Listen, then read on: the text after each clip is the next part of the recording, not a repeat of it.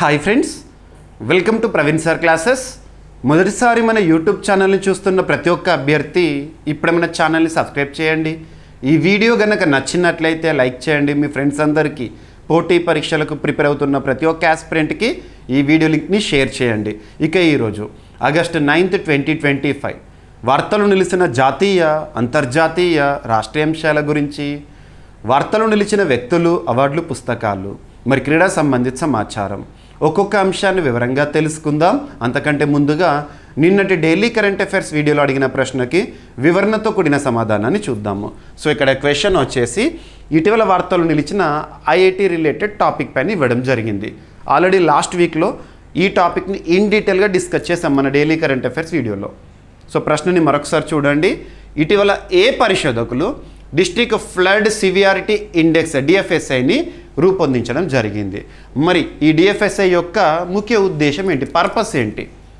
అభ్యర్థులు గుర్తుపెట్టుకోండి, last 6 months are 1 yearలో రెగ్యులర్గా రిపీటెడ్గా వార్తలు నిలుస్తున్న అంశాలు ఏవైతే ఉంటాయో వాటిని గుర్తుపట్టండి, వాటిని పోటీ పరీక్షల కోణంలో గుర్తుంచుకోండి, ఎగ్జామినేషన్లో ఆన్సర్ని గుర్తించండి. సో ఇక్కడ అలాంటి టాపిక్స్లో ఐఐటీస్ అనే టాపిక్ ముందు వరుసలో ఉంటుంది.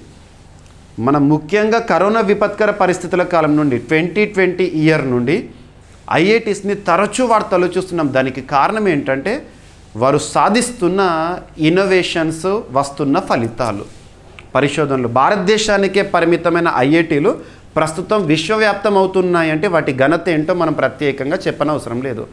అలాంటి ఐఐటీస్లో 2 ఐఐటీలు గుర్తుంచుకోండి ఈ టాపిక్కి సంబంధించి. ఒకటి IIT Delhi, Indian institute of technology Delhi, మరి రెండవది వచ్చేసి IIT Indian institute of technology Gandhinagar. ఈ 2 ఐఐటీల యొక్క శాస్త్రవేత్తలు ఉంటారు కదా, పరిశోధకులు ఉంటారు కదా, వారు సంయుక్తంగా అభివృద్ధి చేసిందే డిస్ట్రిక్ట్ ఫ్లడ్ సివియారిటీ ఇండెక్స్.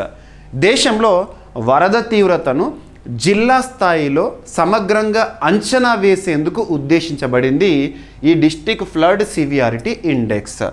మరి ఏ అంశాలను పరిగణలోకి తీసుకొని జిల్లా స్థాయిలో వరదలపై సమగ్రంగా అంచనా వేస్తారు ఈ సిస్టంలో భాగంగా అంటే, ఫ్లడ్ డ్యూరేషన్, ఒక జిల్లాలో ఎంతకాలం పాటు లేదా ఎన్ని రోజుల పాటు వరదలు అనేవి సంభవించడం జరిగింది, ఏరియా అఫెక్టెడ్, ఎంత ప్రాంతం అనేది ప్రభావితమైంది, టోటల్ డెత్స్, మరి ఆ వరదల కారణంగా ఎన్ని మరణాలు సంభవించడం జరిగింది, నెక్స్ట్ టోటల్ ఇంజురీస్, ఎంతమంది గాయాల బారిన పడ్డా వరదల కారణంగా, అండ్ నెక్స్ట్ వచ్చేసి డిస్ట్రిక్ట్ పాపులేషన్, ఆ జిల్లాలో ఉండే మొత్తం జనాభా ఆధారంగా సో చూస్తారు. ఓకేనా? సో ఈ విధంగా ఐఎండీకి సంబంధించి ఇండియన్ మెట్రలాజికల్ డిపార్ట్మెంట్, భారత వాతావరణ శాఖ అంటాము. ఇటీవలే 150 సంవత్సరాల యానివర్సరీతో వార్తల్లోకి వచ్చింది. జనవరి 2025లో ఐఎండీ సెలబ్రేషన్స్ గురించి చూసాం మనం, January 15th ఆ టైంలో. ఓకేనా? సో 1967 సంవత్సరం నుంచి భారత వాతావరణ శాఖ సేకరించిన వార్షిక డేటాను ఉపయోగిస్తూ జిల్లా స్థాయిలో వరదలకు సంబంధించి, వరదల తీవ్రతకు సంబంధించి సమగ్రంగా అంచనా వేసే ఒక వ్యవస్థగా మనం దీన్ని చెప్పచ్చు, district flood severity index. Enough పోటీ పరీక్షల కోణంలో అడగవచ్చు. సో ఇటీవల కాలంలో వార్తలు నిలుస్తున్న ఐఐటీస్ ఏవైతే ఉంటాయో వాటిపైన ప్రత్యేక శ్రద్ధను చూపండి. ఎక్కువగా మనకు ఐఐటి మద్రాస్ వార్తల్లోకి వస్తుంది, ఐఐటి గౌహతి వార్తల్లోకి వస్తుంది. And at the same time ఇటీవల లాస్ట్ 1 weekలో ఒక 2 to 3 times ఐఐటి పాలక్కడ్ కూడా వార్తల్లోకి వచ్చింది. ఇటువంటివన్నీ కూడా మీరు ఒక్కసారి ఒక ఐఐటి పేరు చెప్పగానే టకటకవని గుర్తుకు రావాలి. ఓకేనా? ఇక్కడ ఇది ప్రశ్నకి సమాధానం. ఓకేనా? ఇక ఈరోజు ఆగస్టు 9, 2025 కరెంట్ అఫైర్స్లో భాగంగా ఫస్ట్ టాపిక్ని డిస్కస్ చేద్దాము. సో ఫస్ట్ టాపిక్ వచ్చేసి తొలిసారి, ప్రపంచంలోనే తొలిసారి మొట్టమొదటి, అతిపెద్ద, అతి చిన్న, అతి పొడవైన ఇలాంటి ప్రత్యేక పదాలతో కూడిన కరెంట్ అఫైర్స్ని మనం ఎలా డిస్కస్ చేస్తున్నాం, సూపర్లేటివ్స్గా డిస్కస్ చేస్తున్నాం. సూపర్లేటివ్స్ అలాంటి ఒక సూపర్లేటివ్ టాపిక్గా చెప్పొచ్చు. ఇక్కడ పరిస్థితి ఏంటో చెప్పి టాపిక్లోకి వెళ్దాము. సో హెడ్డింగ్ చూడండి, ప్రపంచంలోనే తొలిసారి ఒక ప్రణాళికాబద్ధమైన వలస అనేది చోటు చేసుకుంటుందంట. ఏ ప్రాంతం నుండి ఏ ప్రాంతానికి? సో తువాలు లేదా టువాలు అనే ఒక దేశం నుండి ఆస్ట్రేలియా దేశానికి. మరి ఇక్కడ తువాలు యొక్క పరిస్థితి మీకు తరచూ చెప్తున్నాను చాలాసార్లు. వాతావరణ మార్పు లేదా క్లైమేట్ చేంజ్ అనే ఒక టాపిక్ని మనం వార్తల్లో చూస్తున్నామంటే తువాలుకి సంబంధించి, ఇండోనేషియాకి సంబంధించి ప్రస్తుతం వారు ఎదుర్కొంటున్న పరిస్థితుల గురించి చెప్తున్నాను. ఇక్కడ ఒక 2-3 ఎగ్జాంపుల్ చెప్తాను. తువాలు ప్రపంచంలోనే మొట్టమొదటి డిజిటల్ కంట్రీగా లాస్ట్ 1.5 ఇయర్లోనే వార్తల్లోకి వచ్చింది. వరల్డ్స్ ఫస్ట్ డిజిటల్ కంట్రీగా ఏ కంట్రీ గురించి మనం చూసాము? తువాలు దేశం గురించి. పరిస్థితి ఏంటి అసలు? ఎందుకు అది డిజిటల్ కంట్రీగా వార్తల్లోకి వచ్చిందంటే, తువాలు అనేది పసిఫిక్ మహాసముద్రంలోని ఒక దీవి దేశం, ఒక ఐలాండ్ కంట్రీ. ఐలాండ్ కంట్రీ అంటే చుట్టూ కూడా వాటర్ బాడీయే ఉంటుంది, మధ్యలో ఒక దీవి అన్నట్టు. సో అలా తువాలు పసిఫిక్ మహాసముద్రం, లొకేషన్ గుర్తుపెట్టుకోండి, పసిఫిక్ మహాసముద్ర ప్రాంతంలోనే ఒక దేశము తువాలు. ఇప్పుడు మనము యాంథ్రోపోజెనిక్ యాక్టివిటీస్ అంటే ఏంటి? మానవుడు కారకమయ్యేవి కొన్ని ఉంటాయి. ఉదాహరణకి గ్రీన్ హౌస్ గ్యాసెస్ పెరగడానికి కానివ్వండి, గ్లోబల్ వార్మింగ్ పెరగడానికి కానివ్వండి, వాతావరణ మార్పు జరగడానికి కానివ్వండి, అన్నిటికీ కూడా ఎవరు కారణం? మ్యాక్సిమం మానవుడే కారణము. మనం వాడే క్లోరోఫ్లోరోకార్బన్స్ కానివ్వండి, లేదంటే కార్బన్ రిలేటెడ్గా కార్బన్ డైఆక్సైడ్ కానివ్వండి, వాహనాల నుండి వచ్చే గ్రీన్ హౌసెస్ గ్యాసెస్ ఏవైతే ఉంటాయో అవన్నీ కూడా గ్లోబల్ వార్మింగ్కి లీడ్ చేస్తాయి. గ్రీన్ హౌస్ గ్యాసెస్ అనేవి గ్లోబల్ వార్మింగ్కి లీడ్ చేస్తాయి. అంటే భూతాపం వేడెక్కడం అంటాము, అల్టిమేట్గా వాతావరణం మార్పుకి దారితీస్తుంది. వాతావరణం మారిపోతుంది. ఇప్పుడు చూడండి, మనము ఎండాకాలంలో వర్షాలను చూస్తున్నాం, అప్పుడప్పుడు వర్షాకాలంలో విపరీతమైన వేడిని చూస్తున్నాం. We are feeling very sultry in monsoon season. And winter సీజన్లో ఉక్కపోతని చూస్తున్నాము. కొన్ని సందర్భాల్లో వేసవి కాలంలో కూడా చలిని చూసే ప్రాంతాలు ఉన్నాయి. ఇటీవల ప్రపంచంలో చాలా ప్రాంతాల్లో, చాలా దేశాల్లో కూడా వర్షపాతం నమోదవుతుంది. ఎడారి ప్రాంతాల్లో కూడా ఇవన్నీ చూస్తున్నాం. కొన్ని ప్రాంతాల్లో మంచు కురుస్తోంది. ఇలాంటివి. మరి వాతావరణ మార్పు వల్ల ఏమవుతుంది? భూమి వేడెక్కుతుంది వాస్తవానికి. దానివల్ల పెద్ద పెద్ద గ్లాషియర్స్, మంచు ఖండాలు ఏవైతే ఉంటాయి, ఐస్ గ్లాషియర్స్ అన్నీ కరిగిపోతున్నాయి. మరి కరిగాక నీరంతా ఎక్కడికి వస్తుంది? సర్వనదులన్నీ సముద్రంలోనే కదా కలవాల్సింది, సముద్రంలోకి వస్తాయి, చేరుతాయి. దీని ద్వారా సముద్ర మట్టం అనేది పెరుగుతుంది. సముద్ర మట్టం పెరగడం వల్ల జరిగేది ఏంటంటే, కాన్సిక్వెన్స్ ఏంటంటే, కొన్ని ఐలాండ్ కంట్రీస్ ఉంటాయి, చిన్న చిన్న ఐలాండ్ కంట్రీస్ కానివ్వండి, కొన్ని దేశాల యొక్క సముద్ర మట్ట ప్రాంతం కానివ్వండి, నీట మునిగిపోతున్నాయి. అందులోనూ పాపం తువాలు విషయానికి వస్తే ఇది కొంచెం చాలా లోతట్టు ప్రాంతం, లోతుగా ఉండే ఒక ఐలాండ్. సముద్ర మట్టం పెరుగుతుంది కాబట్టి అతి త్వరలో 2050 సంవత్సరం వరకల్లా ఇక తువాలు కంట్రీ అనేది ఒక భూమిగా మనకు కనబడది, నీటిమయం అయిపోతుంది, నీటిలో మాయమైపోతుంది, తువాలు తుడుచుకు పెట్టుకుపోతుంది. మరి అక్కడ ఉండే పాపులేషన్ దాదాపు మోర్ దెన్ 10,000 పీపుల్ ఉన్నారు అక్కడ. మరి వాళ్ళ యొక్క పరిస్థితి ఏంటి? ఇవన్నీ చూస్తున్నాము. అందుకే వాళ్ళ కల్చర్ని వాళ్ళందరూ కూడా డిజిటలైజ్ చేసేస్తున్నారు. ఇక భవిష్యత్ తరాలకు తువాలు అనే ఒక దేశం ఉంటుందో లేదో తెలియదు, కానీ ఒకప్పుడు మేము ఉండేవాళ్ళమని తెలుసుకోవాలని చెప్పేసి ఒక వాళ్ళ ఆతృత. ఇటువంటి పరిస్థితులు. మరొక వైపు చూస్తే ఇండోనేషియా కూడా గ్రూప్ ఆఫ్ ఐలాండ్స్. ఇండోనేషియా దేశం అంటేనే గ్రూప్ ఆఫ్ ఐలాండ్స్, ఆర్చిపెలాగో లేదా ఆర్కిపెలాగో అంటాము. ఇండోనేషియా రాజధాని వచ్చేసేసి జకర్తా కూడా సేమ్ ఇదే పరిస్థితిలో ఉంది. ఇండోనేషియా రాజధాని జకర్తా నీటిమయమైపోతుంది, నీటిలో మాయమైపోతుంది. Because of rise in sea level, సముద్ర మట్టం పెరుగుదల కారణంగా జకర్తా అనేది నీటిలో మునిగిపోతుంది. వాళ్ళ రాజధాని, ఒక దేశానికి రాజధాని ఎంత ఇంపార్టెంటో మనకు తెలుసు. మరి అలాంటిది రాజధాని మునిగిపోతుంది కాబట్టి ఇండోనేషియా ఏం డెసిషన్ తీసుకుంది? కొత్త రాజధాని నిర్మించుకుంటుంది. అది కూడా ఎత్తైన ప్రాంతంలో, నుసంతరా అని చెప్పేసేసి. ఇది ఇండోనేషియా కేసు. ఇంకోటి చెప్తాను. ఈ లాస్ట్ 1 వీక్ 10 డేస్లోనే మనం ఒక కేసు గురించి చూసాము. ఇంటర్నేషనల్ కోర్ట్ ఆఫ్ జస్టిస్, అంతర్జాతీయ న్యాయస్థానం అంటాం. ఇంటర్నేషనల్ కోర్ట్ ఆఫ్ జస్టిస్, అంతర్జాతీయ న్యాయస్థానం ఐక్యరాజ్య సమితి అంగాల్లో ఒకటి. ఎక్కడ ప్రధాన కేంద్రము? The Hagues, Netherlands. అక్కడ నుండి పనిచేస్తున్న అంతర్జాతీయ న్యాయస్థానం ఇటీవల ఒక సంచలన తీర్పిచ్చింది. సుస్థిర వాతావరణము, పరిశుభ్రమైన నీరు, స్వచ్ఛమైన గాలి అనేవి మానవ హక్కుల్లో భాగంగా అర్థం చేసుకోవాలని చెప్పేసి వనువాటు అనే ఒక దేశం వేసిన కేసు విషయంలో, వనువాటు, ఇక్కడ వనువాటు కూడా ఇక్కడే ఉంటుంది చూడండి, తువాలు, వనువాటు, పాపం ఇవన్నీ ఎదుర్కొంటున్న ప్రాంతాలు ఏంటంటే, సమస్య ఏంటంటే నీటిమయమైపోతున్నాయి, నీటిలో ఇక అవి కొట్టుకుపోతున్నాయి, సింపుల్గా మునిగిపోతున్నాయి. సో వనువాటు వేసిన కేసు విషయంలో ఇటీవల అంతర్జాతీయ న్యాయస్థానం ఇచ్చిన తీర్పు, డెవలప్డ్ కంట్రీస్ మీరు చేస్తున్న పని వల్ల చిన్న చిన్న దేశాలు సముద్ర మట్టం అయిపోతున్నాయని చెప్పేసి తీర్పు. అటువంటి చూడాలి మనం. సో ఇక్కడ మరి తువాలు తీసుకున్న నిర్ణయం ఏంటంటే ఆస్ట్రేలియా. సో తువాలుకు ఆస్ట్రేలియా చాలా దగ్గర కదా. సో వీళ్ళ మధ్య కుదిరిన ఒక ఒప్పందం 2023లోనే జరిగింది. ఆ ఒప్పందం ప్రకారం ఏంటంటే విడతల వారీగా తువాలు దేశం నుండి ఆస్ట్రేలియాకి ప్రజలని ఆహ్వానించడము, అంటే వలసని ఆహ్వానించడం, అధికారికంగా ప్రభుత్వాల మధ్య కుదిరిన ఒప్పందం, ఇంటర్ గవర్నమెంటల్ ఒప్పందం అని గుర్తుంచుకోండి. మరి ఇక్కడ అబ్జర్వ్ చేస్తే తువాలు నుండి విడతల వారీగా వందలు, ఒకసారి 600 మంది, ఒకసారి 700 మంది వలస వెళుతున్నారు అన్నట్టు.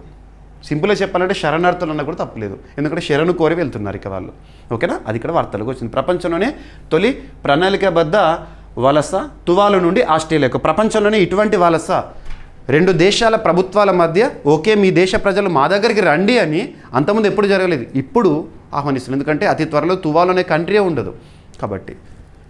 పసిఫిక్ మహాసముద్రంలో ఒక ద్వీప దేశం టువాలు వాతావరణ మార్పుల కారణంగా సముద్ర మట్టం పెరుగుదలతో నాశనం అంచున ఉంది, ఇక మునిగిపోతుంది, నీటిమయమైపోతుంది, మాయమైపోతుంది. ఈ నేపథ్యంలో దేశ ప్రజలందరినీ ప్రణాళికాబద్ధంగా ఆస్ట్రేలియాకు వలస పంపించే ప్రపంచంలోని తొలి కార్యక్రమం ప్రారంభం కానుంది. ఈ ప్రణాళిక ఇక్కడ ఒప్పందం గుర్తుంచుకోండి, ఫలెపిలి యూనియన్ ఒప్పందం, ఫలెపిలి యూనియన్ ట్రీటీ. ఇటీవల వార్తల్లోకి వచ్చిన ఫలెపిలి యూనియన్ ట్రీటీ 2023 ఏ 2 దేశాలకి సంబంధించింది, ఎందుకు వార్తల్లోకి వచ్చింది?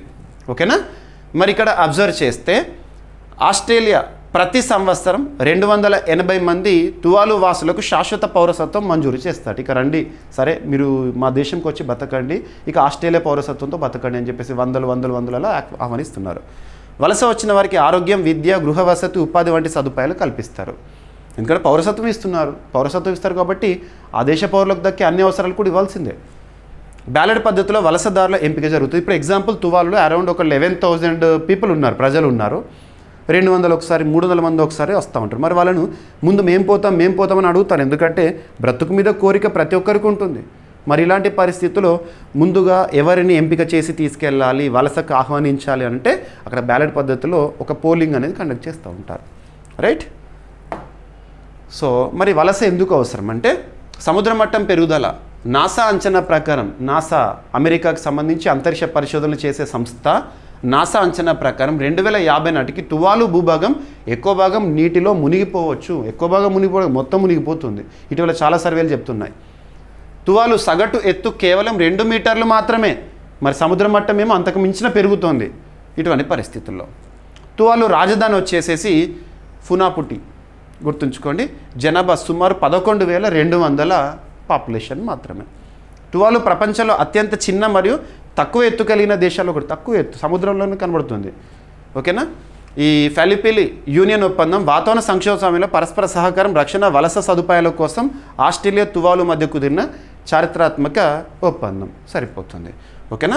సో ఇక్కడ ఇలాంటి టాపిక్స్ని మనం నేర్చుకునేటప్పుడు మ్యాప్ పాయింటింగ్ చూడాలి.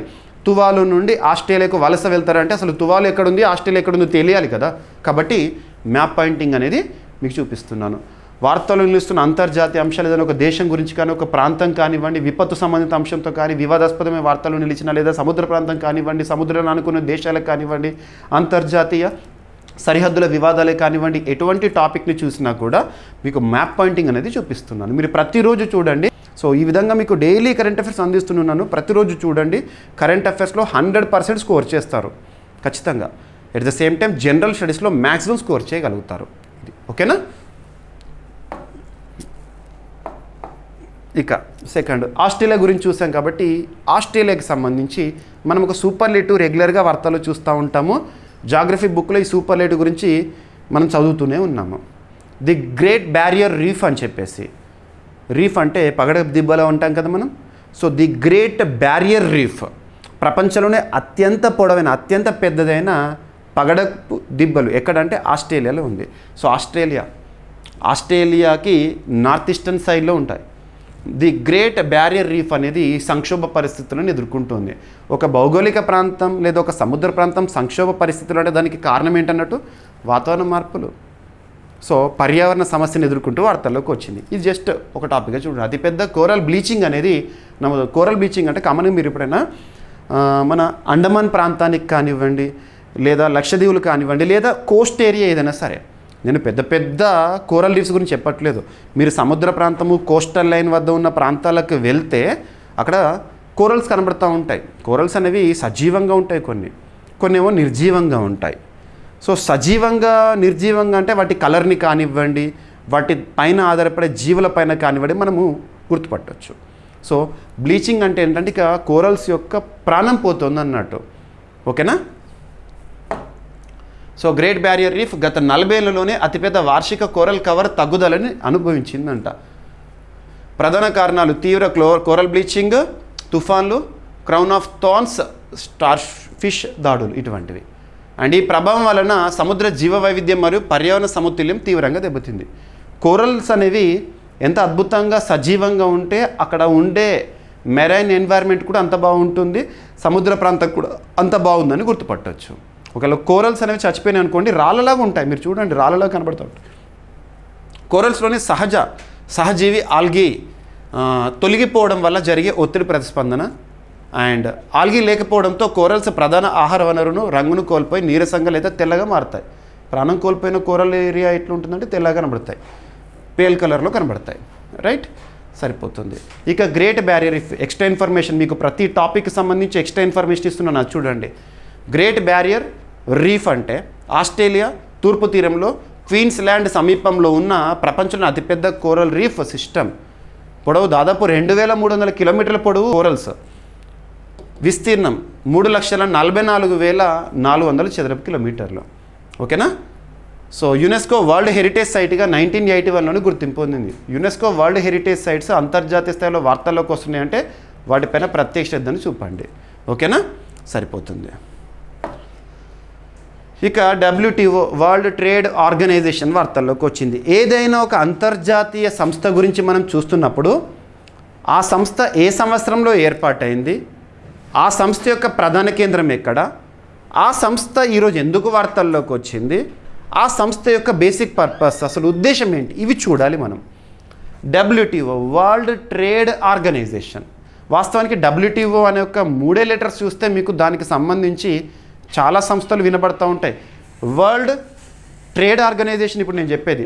అండ్ మీకు అప్పుడప్పుడు వరల్డ్ టూరిజం ఆర్గనైజేషన్ కనబడుతుంది, వరల్డ్ టాయిలెట్ ఆర్గనైజేషన్ కూడా కనబడుతూ ఉంటుంది. అవి కాదు నేను చెప్పేది, ఇక్కడ ట్రేడ్ ఆర్గనైజేషన్. ఎందుకు ట్రేడ్ అనేది వార్తల్లోకి వచ్చింది అంటే, మీరు అబ్జర్వ్ చేయొచ్చు, ప్రస్తుతం ట్రంప్, అమెరికా అధ్యక్షుడిగా ఉన్న డొనాల్డ్ ట్రంప్ తీసుకుంటున్న నిర్ణయాలు వివాదాస్పదం. ప్రపంచంలో చాలా వరకు చూడండి, ఏ దేశాన్ని కూడా వదిలిపెట్టట్లేడు, సుంకాలను విధిస్తూనే ఉన్నాడు. చివరికి ట్రంప్ దాడి మన భారతదేశంపై కూడా వచ్చింది. రష్యాతో సత్సంబంధాలు కొనసాగిస్తున్నామని ఒక కారణం వల్ల, రష్యాతో డిఫెన్స్ డీల్స్ని కుదుర్చుకుంటున్నామన్న మరొక కారణం వల్ల, రష్యా నుండి చమురుని దిగుమతి చేసుకుంటున్నామన్న ఇంకొక కారణం వల్ల భారతదేశాన్ని శత్రువుగా చూస్తున్నాడు.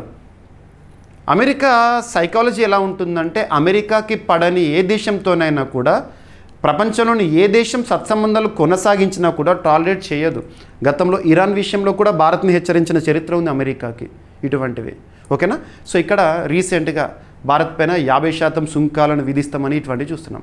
భారత్ని పక్కన పెడితే రీసెంట్గా మనం చూసాము last month July. So July month first వీక్లో బ్రిక్స్ శిఖరాగ్ర సదస్సు గురించి చూసాము. బ్రిక్స్ శిఖరాగ్ర సదస్సు 2025 సంవత్సరంలో ఎక్కడ జరిగింది? బ్రెజిల్ అధ్యక్షతన, బ్రెజిల్ ఆతిథ్యంలో, బ్రెజిల్ ఆధ్వర్యంలో జరిగింది. లూలా డా సిల్వా గారు ఆ బ్రెజిల్ పర్యటనలో భాగంగా భారత ప్రధాని గారికి బ్రెజిల్లో హైయెస్ట్ హానర్ కూడా ఇచ్చారు. ఆ బ్రెజిల్ సమావేశాలు, బ్రిక్స్ సమావేశాలు జరుగుతున్నప్పుడే ట్రంప్ ఒక స్టేట్మెంట్ ఇచ్చారు. బ్రిక్స్కి అనుకూల దేశాలపైన సుంకాలను విధిస్తామని చెప్పేసి. ఆయన నోటి నుండి వచ్చే ప్రతిసారి టారిఫ్స్. మరి ఇక్కడ బ్రెజిల్ ఏం చెప్పింది అంటే, ప్రస్తుతానికి ప్రపంచంలో అయితే యాజ్ ఆన్ దిస్ డే ఇప్పటి వరకు అయితే భారత్ పైన, బ్రెజిల్ పైన అత్యధికంగా సుంకాలు విధిస్తోంది ఇప్పుడు అమెరికా. మరి ఇటువంటి పరిస్థితిలో భారత్ చాలా స్ట్రాటజిక్గా అడుగులేస్తోంది. బ్రెజిల్ ఏం చేసిందంటే లీగల్గా వెళ్తోంది. వరల్డ్ ట్రేడ్ ఆర్గనైజేషన్లో ఫిర్యాదు చేసింది, కంప్లైంట్ చేసింది. మరి ప్రపంచంలో వాణిజ్యానికి సంబంధించి దేశాల మధ్య వాణిజ్యం అనేది, దేశాల మధ్య వాణిజ్య సంబంధాలు అనేవి సత్సంబంధాలుగా ఉండాలని చెప్పేసి, సత్సంబంధాలుగా ఉండాలని WTO ఏర్పాటైంది 1995లోనే. మరి అలాంటిది ఇప్పుడు ట్రంప్ ఇంతగా ఇవన్నీ విధిస్తూ ఉంటే అసలు WTO నువ్వు ఏం చేస్తున్నావు అని అడుగుతున్నాడు సింపుల్గా లూలా డా సిల్వా. అలా WTO వార్తల్లోకి వచ్చింది. బ్రెజిల్, అమెరికా తన దిగుమతులపై విధించిన 50% సుంకంపై అధికారిక ఫిర్యాదును WTOలో నమోదు చేసింది. బ్రెజిల్ అమెరికా పైన ఫిర్యాదు చేసింది. WTO అంతర్జాతీయ వాణిజ్యానికి సంబంధించిన ఏకైక గ్లోబల్ నియంత్రణ సంస్థ, ఒక రెగ్యులేటరీ బాడీ, వాణిజ్యానికి సంబంధించి రెగ్యులేషన్స్ ఇస్తూ ఉంటుంది. సభ్య దేశాల మధ్య వాణిజ్య చర్చలు, వివాద పరిష్కారము, న్యాయమైన వాణిజ్య పద్ధతుల అమలుకు చేరిక. ప్రస్తుతం WTOలో 166 దేశాలు ఉన్నాయి, గుర్తుపెట్టుకోండి. ఇక డబ్ల్యూటీఓ ముఖ్య కార్యాలయం వచ్చేసి జెనీవా, స్విట్జర్లాండ్ కేంద్రంగా పనిచేస్తుంది. డబ్ల్యూటీఓ ఎప్పుడు ఏర్పాటైందంటే 1 Jan 1995. గతంలో డబ్ల్యూటీఓ స్థానంలో గ్యాట్ ఉండేది, general agreement and tariffs and trade. దాని స్థానంలో 1995 నుండి డబ్ల్యూటీఓ వచ్చింది, వరల్డ్ ట్రేడ్ ఆర్గనైజేషన్. రెండో ప్రపంచ యుద్ధం తర్వాత న్యాయమైన నియమాల ఆధారిత గ్లోబల్ వాణిజ్య వ్యవస్థ సృష్టించాలనే ప్రయత్నంలో భాగంగా గ్యాట్, ఆ తర్వాత డబ్ల్యూటీఓ. రైట్, గుర్తుపెట్టుకోండి. సో డబ్ల్యూటీఓ ప్రధాన లక్ష్యాలు ఏంటంటే స్వేచ్ఛాయుత, ఊహించదగిన, పారదర్శక వాణిజ్యాన్ని ప్రోత్సహించడము, టారిఫ్ కాని అడ్డంకులను తగ్గించడము, సభ్యదేశాల మధ్య చర్చలు, సహకారం కోసం వేదికను కల్పించడము, చట్టపరమైన ప్రక్రియల ద్వారా వివాద పరిష్కారం అందించడము, అభివృద్ధి చెందుతున్న మరియు అత్యల్ప అభివృద్ధి చెందిన దేశాల గ్లోబల్ వాణిజ్యంలో భాగస్వామ్యాన్ని పెంచడము. రైట్, ప్రస్తుతం డబ్ల్యూటీఓలో 166 సభ్య దేశాలు ఉన్నాయి, గుర్తుపెట్టుకోండి. మీకు లాస్ట్ 2 days బ్యాక్ కూడా ఇటీవల వార్తలు ఇచ్చిన అంతర్జాతీయ సంస్థలు లేదా అంతర్జాతీయ కూటములు, అందులో నూతన సభ్యత్వంతో వార్తలు నిలిచిన దేశాలు ఏంటి అవన్నీ చెప్పాను. తరచు చూడండి, క్లాసెస్ రోజు చూడండి. మీరు ఎలాంటి పరిస్థితుల్లో ఉన్నా కూడా మనం సమాచారాన్ని తెలుసుకోవాలి. పోటీ పరీక్షల కోణంలో కరెంట్ అఫైర్స్ అనేది ఎంత ఇంపార్టెన్స్ ఉంటుందో మీరు ప్రతిరోజు గుర్తు చేసుకుంటూ నేర్చుకోండి. ఓకేనా? రైట్. డబ్ల్యూటీఓలో మినిస్ట్రియల్ కాన్ఫరెన్స్, అత్యున్నత నిర్ణయాధికార వేదిక, కనీసం 2 ఏళ్లకు ఒకసారి సమావేశం అవుతుంది. ఇక పౌరసత్వానికి సంబంధించి సిటిజన్షిప్. సో ఫస్ట్ కాన్సెప్ట్ చెప్తాను. మీకు ఏదైనా ఒక టాపిక్ ఉందంటే సబ్జెక్ట్ లింక్ చేస్తున్నాను, తర్వాత స్టాటిక్ పాయింట్స్ ఇస్తున్నాను. దేశంలోనే అత్యున్నత చట్టం మన రాజ్యాంగం. దేశంలోనే అత్యున్నత చట్టం మన రాజ్యాంగం. రాజ్యాంగంలోని రెండవ భాగం దేనికి సంబంధించి ఉంటుంది? సిటిజన్షిప్ గురించి తెలుపుతుంది. సిటిజన్షిప్ గుర్తుంచుకోండి. సిటిజన్షిప్ పౌరసత్వం అంటాము. సిటిజన్షిప్ ఏ ఆర్టికల్ నుండి ఒక పార్ట్ గురించి మనం చూస్తున్నామంటే ఏ ఆర్టికల్ నుండి ఆర్టికల్ వరకు ఉంటుంది. ఆర్టికల్ 5 నుండి 11 వరకు ఉంటుంది. Article 5 to 11 citizenship. దీనికి సంబంధించి కొన్ని బేసిక్స్. భారతదేశ రాజ్యాంగంలో సిటిజన్షిప్ అనే అంశానికి ఆధార రాజ్యాంగం ఏంటి, సోర్స్ కాన్స్టిట్యూషన్ ఏంటి అంటారు. Britain constitution. ఎందుకంటే బ్రిటన్లో ఏక పౌరసత్వం అనే నిబంధన ఉంటుంది, సింగిల్ సిటిజన్షిప్. సేమ్ అదే కాన్సెప్ట్ భారతదేశంలో కూడా ఏక పౌరసత్వాన్ని కొనసాగిస్తున్నాం. భారతదేశంలో ఏక పౌరసత్వం గుర్తుపెట్టుకోండి. అమెరికా లాంటి దేశాల్లో డ్యూయల్ సిటిజన్షిప్ ఉంటుంది, ద్వంద్వ పౌరసత్వము. ఓకేనా? మరి ఇకపోతే పౌరసత్వం గురించి ఎలాంటి చట్టాలు చేయాలన్నా, ఆల్రెడీ ఎగ్జిస్టింగ్ చట్టాల్లో మార్పులు చేర్పులు చేయాలన్నా ఎవరికి అధికారం ఉంటుంది అంటే పార్లమెంటుకు ఉంటుంది. గుర్తుంచుకోండి, పార్లమెంట్. పార్ట్ 1 విషయంలో, పార్ట్ 2 విషయంలో, పార్ట్ 3 విషయంలో అనుకోండి. పార్ట్ 3 విషయాన్ని పక్కన పెట్టండి. పార్ట్ 1, పార్ట్ 2 విషయంలో ఎక్స్క్లూజివ్గా ఎలాంటి చట్టాలు తేవాలన్నా, మార్పులు చేయాలన్నా కూడా కేంద్ర మంత్రిత్వ శాఖ, హోం మంత్రిత్వ శాఖ పరిధిలోనే చూస్తూ ఉంటాము. ఇక పక్కన పెడితే భారతదేశంలో ప్రస్తుతం పౌరసత్వానికి సంబంధించి చట్టం ఏ సంవత్సరంలో తీసుకొచ్చారు? మనకు ఆర్టికల్ 11 ప్రకారము పౌరసత్వానికి సంబంధించి చట్టాలు చేసే అధికారం పార్లమెంట్కు ఉంటుంది అంటాము. మరి భారతదేశంలో పౌరసత్వానికి సంబంధించి వచ్చిన మొట్టమొదటి చట్టం ఏంటి? దానిలోనే సవరణలు వస్తున్నాయి. ఆ చట్టం ఏంటంటే 1955 భారత పౌరసత్వ చట్టం, ఇండియన్ సిటిజన్షిప్ యాక్ట్. అందులో ఆ చట్టాన్ని రీసెంట్గా 2019లో పౌరసత్వ సవరణ చట్టం CAA అని చెప్పేసి చూసాము. గుర్తుపెట్టుకోండి, ఇవన్నీ కూడా మీకు మైండ్లోకి రావాలి ఒక టాపిక్ చెప్పినప్పుడే. ఇకపోతే ఆర్టికల్ 9, ఇది ఇంపార్టెంట్. ఏక పౌరసత్వం అనే అంశాన్ని బలపరుస్తుంది అంటే article 9. Article 9 of Indian constitution ఏం చెప్తుందంటే భారతదేశ పౌరుడు ఎవరైతే ఉంటారో, ఈరోజు వరకు భారతదేశ పౌరసత్వం శాశ్వతము. మీరు ఆర్టికల్ 10లో చూస్తారు. కానీ కొంతమంది మనం చూడండి, ఇక జనరల్ విషయాలకు వస్తాము. మన చుట్టాల్లో కానివ్వండి, లేదా మన చుట్టుపక్కల ప్రాంతాల్లో కానివ్వండి, ఎవరైనా ఒకరు వివిధ దేశాలకి వెళ్తూ ఉంటారు. ఒక దేశం నుండి ఇంకో దేశానికి వెళ్తున్నారంటే కారణాలు ఏమై ఉండొచ్చు? అక్కడ ఉన్నత ఉపాధి అవకాశాలు, లేదా ఉద్యోగ అవకాశాలు, లేదా ఉన్నత విద్యా అవకాశాలు, అటువంటి పరిస్థితులు చూసి భారతదేశం నుండి అమెరికాకి, భారతదేశం నుండి యూకేకి, భారతదేశం నుండి ఆస్ట్రేలియాకి ఇలా వెళ్తూ ఉంటారు. ఎగ్జాంపుల్. మరి వెళ్ళిన తర్వాత కొంతకాలం ఉన్న తర్వాత ఆ దేశ కండిషన్స్ని ఫుల్ఫిల్ చేస్తే వాళ్ళకి అక్కడ PR, పర్మనెంట్ రెసిడెన్స్ కానీ లేదా గ్రీన్ కార్డు కానీ వస్తా అంటే అక్కడ పౌరసత్వాన్ని పొందే అర్హులవుతారు. మరి భారతదేశ పౌరుడు వేరే ఏ దేశానికైనా వెళ్ళి అక్కడ నిర్ణీత కాలం ఆ దేశ పరిస్థితులకు అనుకూలంగా, కండిషన్స్ ఆధారంగా అక్కడ పౌరసత్వాన్ని పొందిండు అనుకోండి, అప్పుడేమవుతుంది, మన భారతదేశ పౌరసత్వం ఆటోమేటిక్గా రద్దు అవుతుంది. ఇది స్వచ్ఛందంగానే అవుతుంది, గుర్తుపెట్టుకోండి. సో ఆర్టికల్ 9 దగ్గర చూస్తాము. మరి ఇక్కడ భారత పౌరులు ఎంతమంది భారత పౌరసత్వాన్ని వదులుకుంటున్నారని చెప్పేసి పార్లమెంట్లో రీసెంట్గా ప్రస్తుతం పార్లమెంట్ సమావేశాలు జరుగుతున్నాయి కదా, అందులో కేంద్ర హోంమంత్రిత్వ శాఖ నుండి, విదేశీ వ్యవహారాల మంత్రిత్వ శాఖ నుండి వచ్చిన గణాంకాలు. సో 2024 సంవత్సరంలో 2024 సంవత్సరం అంటే గడిచిన క్యాలెండర్ ఇయర్లో 2,06,378 మంది భారత పౌరసత్వాన్ని వదులుకున్నారు. భారత పౌరసత్వాన్ని వదులుకున్నారు. మరి వదులుకోవడం అంటే ఏంటి, వేరే దేశాల్లో అమెరికాలో కానీ వివిధ దేశాల్లో పౌరసత్వం పొందారు అన్నట్టు వాళ్ళు అక్కడ పరిస్థితుల ఆధారంగా. ఓకేనా. సో 2024లో సుమారు 2 లక్షల మంది భారత పౌరులు తన పౌరసత్వాన్ని వదిలిపెట్టి ఇతర దేశాల పౌరసత్వాన్ని స్వీకరించారు. ఈ సమాచారం విదేశీ వ్యవహారాల శాఖ సహాయ మంత్రి కీర్తివర్ధన్ సింగ్ గారు లోక్సభలో ఇచ్చిన సమాధానం ప్రశ్నోత్తరాల సమయంలో ఇచ్చిన సమాధానంలో తెలిపారు. ఓకేనా, గుర్తుపెట్టుకొని. నాలెడ్జ్ ఎకానమీ యుగంలో గ్లోబల్ వర్క్ ప్లేస్ విస్తరణ ప్రభుత్వం గుర్తించింది. విదేశాల్లో నివసిస్తున్న భారత సంతతి ప్రజలతో మమేకం కోసం పలు సంస్కరణలు కూడా తీసుకొచ్చింది ఇప్పటివరకు. ఓకేనా. భారతదేశంలో ద్వంద్వ పౌరసత్వం అనే నిబంధన లేదు. కాకపోతే ఏంటంటే ఓవర్సీస్ సిటిజన్ ఆఫ్ ఇండియా అనే అంశం మాత్రం ఉంది. అది ద్వంద్వ పౌరసత్వం లాంటిదే కానీ కంప్లీట్గా కాదు. ఓకేనా, గుర్తుపెట్టుకోండి. రైట్. పౌరసత్వం వదిలేయడానికి కారణాలు ఏంటంటే వివిధ దేశాల్లో ఉండే విద్యా అవకాశాలు అక్కడ సెటిల్ అవ్వడము, ఉపాధి అవకాశాలు బాగుండి కానివ్వండి, అలాంటివి. రైట్. ఇక నెక్స్ట్, నిన్నటి రోజున ఆగస్ట్ 8, 2025 ఆగస్ట్ 8 నిన్నటి రోజున జరిగిన క్యాబినెట్ మీటింగ్ అంటే కేంద్ర మంత్రిమండలి సమావేశం. క్యాబినెట్ మీటింగ్ సెంట్రల్లో అయితే ప్రధానమంత్రి గారి అధ్యక్షత జరుగుతుంది, రాష్ట్రాల్లో క్యాబినెట్ మీటింగ్ అయితే రాష్ట్ర ముఖ్యమంత్రి గారి అధ్యక్షతన అవుతుంది. సో కేంద్ర క్యాబినెట్ మీటింగ్ అనేది నిన్న జరిగింది. అందులో చాలా కీలక నిర్ణయాలు తీసుకుంది కేంద్ర మంత్రిమండలి. అందులో ఒకటి very very important, merit scheme ఆమోదం. మెరిట్ స్కీమ్కి కేంద్ర క్యాబినెట్ ఆమోద ముద్ర వేసింది. మరి ఏదైనా ఒక స్కీమ్ గురించి మనం చూస్తున్నామంటే స్కీమ్ యొక్క ఉద్దేశం ఏంటి, దాని కాలపరిమితి ఏంటి, దానికి సంబంధించి బడ్జెట్ అవుట్లే లేదా ఎంత ఖర్చు చేయబోతున్నారు, ఇట్లాంటివి చూడాలి. టార్గెటెడ్ పీపుల్ ఎవరు అంటే ఎవరు లబ్ధి పొందబోతున్నారు, ఇవి చూడాలి, సరిపోతుంది. మీకు నేను CA 360లో మన జీవీకే స్టడీ సర్కిల్ యాప్లో కనుక మీరు చూస్తే CA 360 కోర్సు ఉంటుంది. ఆ CA 360 కోర్సులో కరెంట్ అఫైర్స్ని 20 సెగ్మెంట్స్గా ఇస్తున్నాను.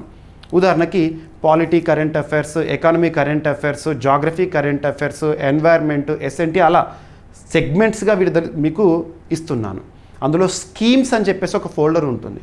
అందులో లాస్ట్ 15 డేస్ ఎవ్రీ 15 డేస్ సంబంధించి వార్తల్లోకి వచ్చిన schemes, policies, initiatives, already existing స్కీమ్స్లో వస్తున్న మార్పులు అవన్నీ కవర్ చేస్తున్నాను. చూడండి, ఇక్కడ అబ్జర్వ్ చేస్తే మెరిట్ ఫుల్ ఫామ్ ఏంటి, multidisciplinary education and research improvement in technical education scheme.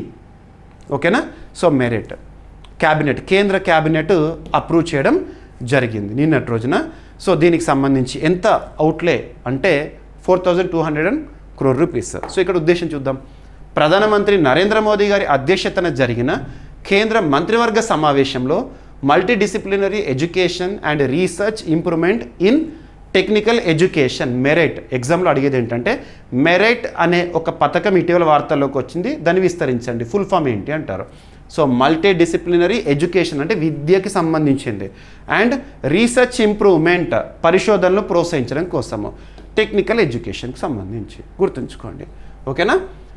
లక్ష్యం ఏంటంటే సాంకేతిక విద్య, టెక్నికల్ ఎడ్యుకేషన్, సాంకేతిక విద్యలో నాణ్యత, క్వాలిటీని ఇంప్రూవ్ చేయడం కోసము, సమానత్వాన్ని ఇంప్రూవ్ చేయడం కోసము, మరియు పాలన మెరుగుపరచడం కోసం, జాతీయ విద్యా విధానం 2020 సూత్రాలకు అనుగుణంగా జోక్యాలు అమలు చేయడం కోసం మెరిట్ అనే ఒక స్కీమ్. నేషనల్ ఎడ్యుకేషన్ పాలసీ లేదా జాతీయ విద్యా విధానం అనేది ఏ రోజు అమల్లోకి వచ్చింది, జూలై 29, 2020. గుర్తుపెట్టుకోండి, ఇటీవల 5 years అయింది కాబట్టి ఇంపార్టెంట్ అది. ఇక పథకం ముఖ్యాంశాలు, ఈ మెరిట్ యొక్క ముఖ్యాంశాలు ఏంటంటే 275 సాంకేతిక విద్యా సంస్థలు, 175 ఇంజనీరింగ్ కళాశాలలు, 100 పాలిటెక్నిక్ కవర్ చేస్తాయి. పథకం కాలపరిమితి ఏంటంటే 2025-2026 ఫినాన్షియల్ ఇయర్ నుండి, అంటే ఈ ఆర్థిక సంవత్సరం ఎప్పుడు స్టార్ట్ అయింది, 2025 ఏప్రిల్ 1 నుండి 2029-30 ఆర్థిక సంవత్సరం ముగింపు రోజు. ఆర్థిక సంవత్సరం ఎప్పటితో ముగుస్తుంది, మార్చ్ 31 వరకు. ఓకేనా.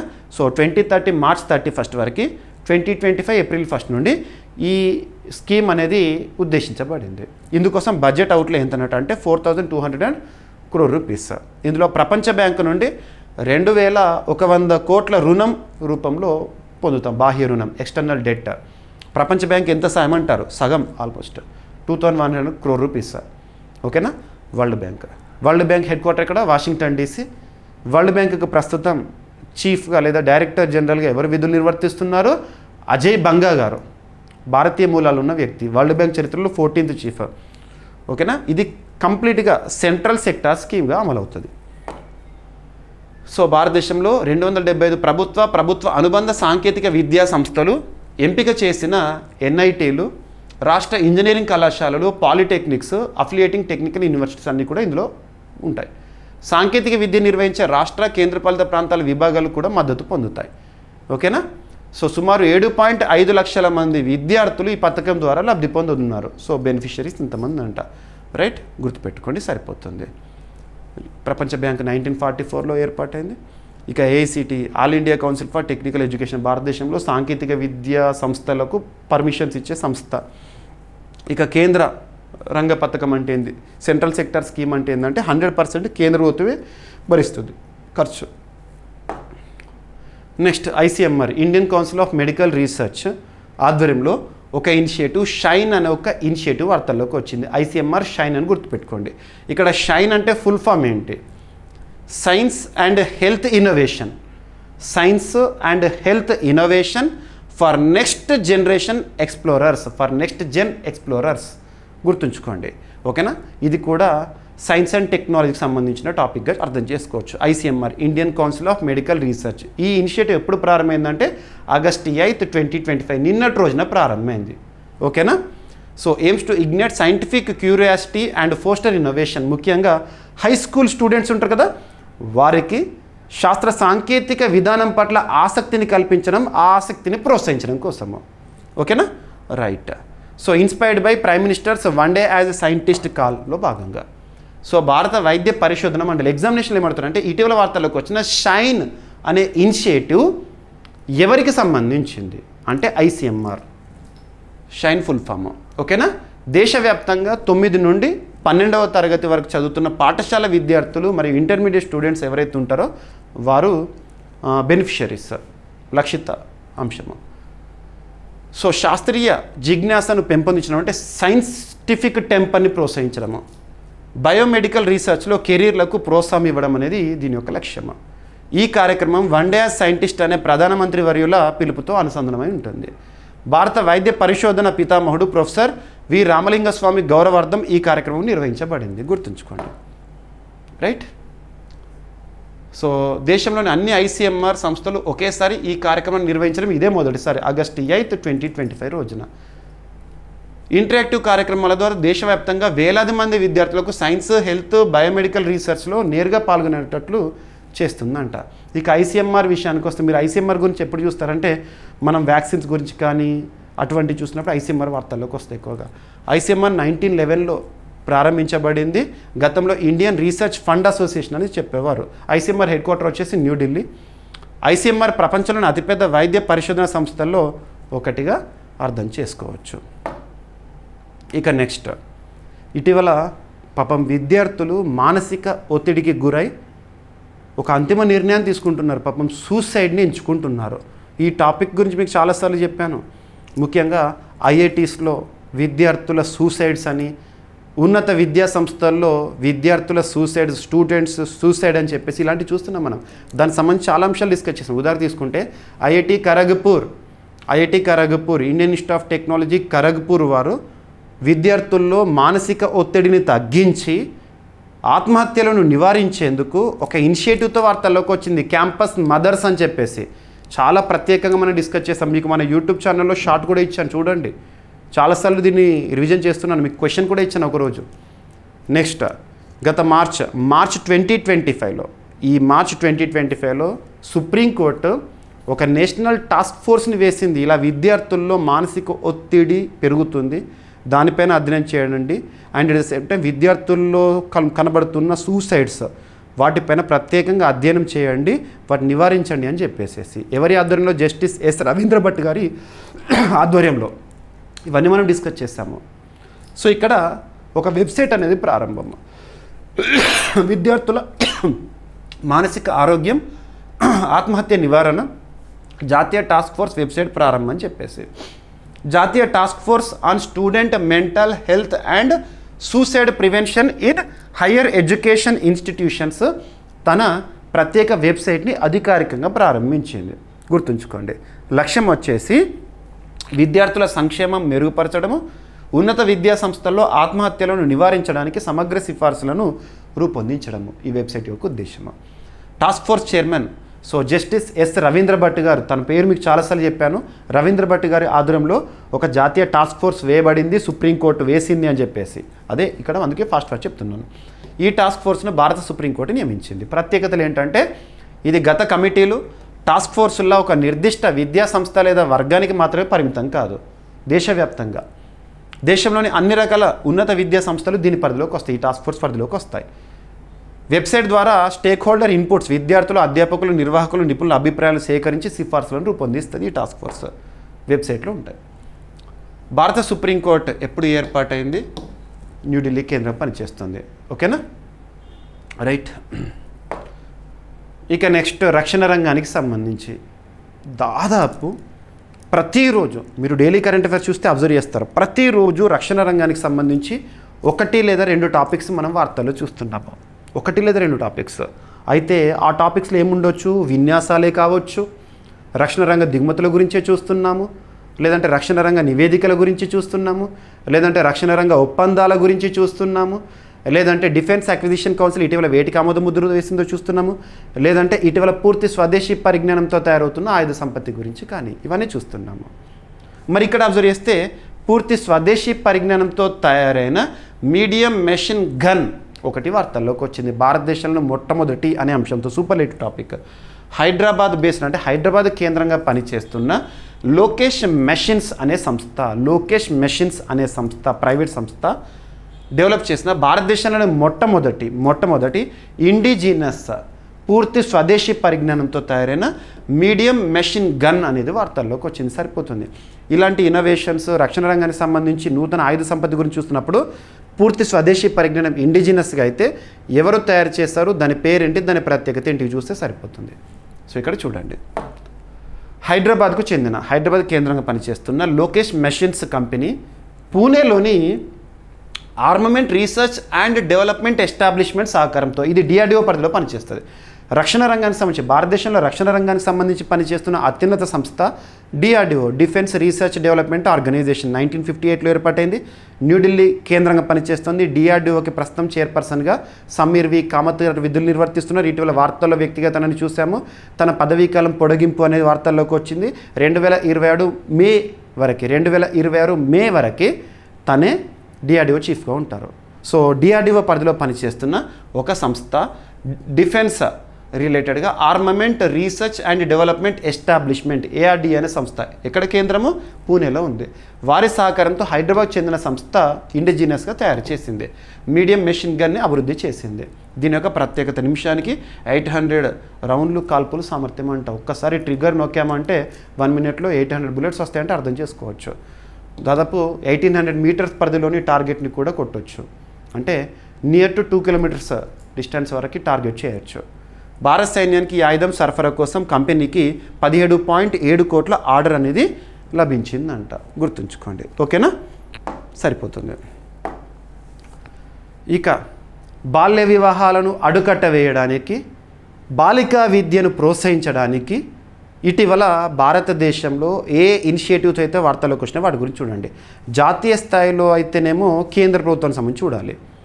కానీ కొన్ని రాష్ట్ర ప్రభుత్వాలు మహిళా సంబంధిత పథకాలను ప్రారంభిస్తూ ఇనిషియేటివ్స్ని ఇస్తూ వచ్చాయంటే అవి కూడా ఇంపార్టెంట్, జాతీయ స్థాయిలో ప్రాముఖ్యత ఉంటాయి. ఇక్కడ ఒక విషయం సబ్జెక్ట్ లింక్ చేసుకోవాలి కదా. మనం ఎప్పుడన్నా అబ్జర్వ్ చేయండి, మీకు ఆలోచన వచ్చి ఉండొచ్చు.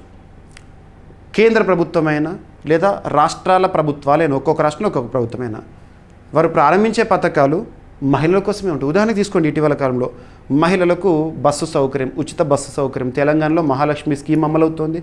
ఆంధ్రప్రదేశ్లో ఈ ఆగస్టు 15, 2025 నుండి స్త్రీ శక్తి రాబోతోంది. వాళ్ళకు ఉచిత ప్రయాణ సౌకర్యం ఇస్తున్నారు. అప్పుడే పుట్టిన పిల్లోడికి బెనిఫిట్ చేసే పథకాలు కూడా అమలు ఉన్నాయి. ఇక్కడ ఐడియా రావాలి, మీకు వస్తుంది. మహిళల కోసము ఉచిత బస్సు ప్రయాణం అంటున్నారు, పిల్లల కోసము పథకాలు ఇస్తున్నారు. కానీ మరి పురుషుల కోసం ఒక్క పథకం అన్నా ఉందా దేశంలో అంటే ఒకటి కూడా లేదు. ఎక్స్క్లూజివ్ పురుషుల కోసం ఉండదు. ఎందుకు అంటే మనకు ఇక్కడ లింక్ చేసుకోవాలి. ఆఫ్లైన్ క్లాస్లో అయితే దాని గురించి మనము కేస్ స్టడీస్ ఏంటో చూడొచ్చు. ఇక్కడ ఆర్టికల్ 15 క్లాస్ 3 గుర్తుపెట్టుకోండి. ఆర్టికల్ 15 క్లాస్ 3 ఏం చెప్తుంది అంటే స్త్రీలకు మరియు పిల్లలకి ప్రభుత్వాలు కల్పించే బెనిఫిట్స్, స్కీమ్స్, ప్రత్యేక సౌకర్యాలను వివక్షగా భావించొద్దు.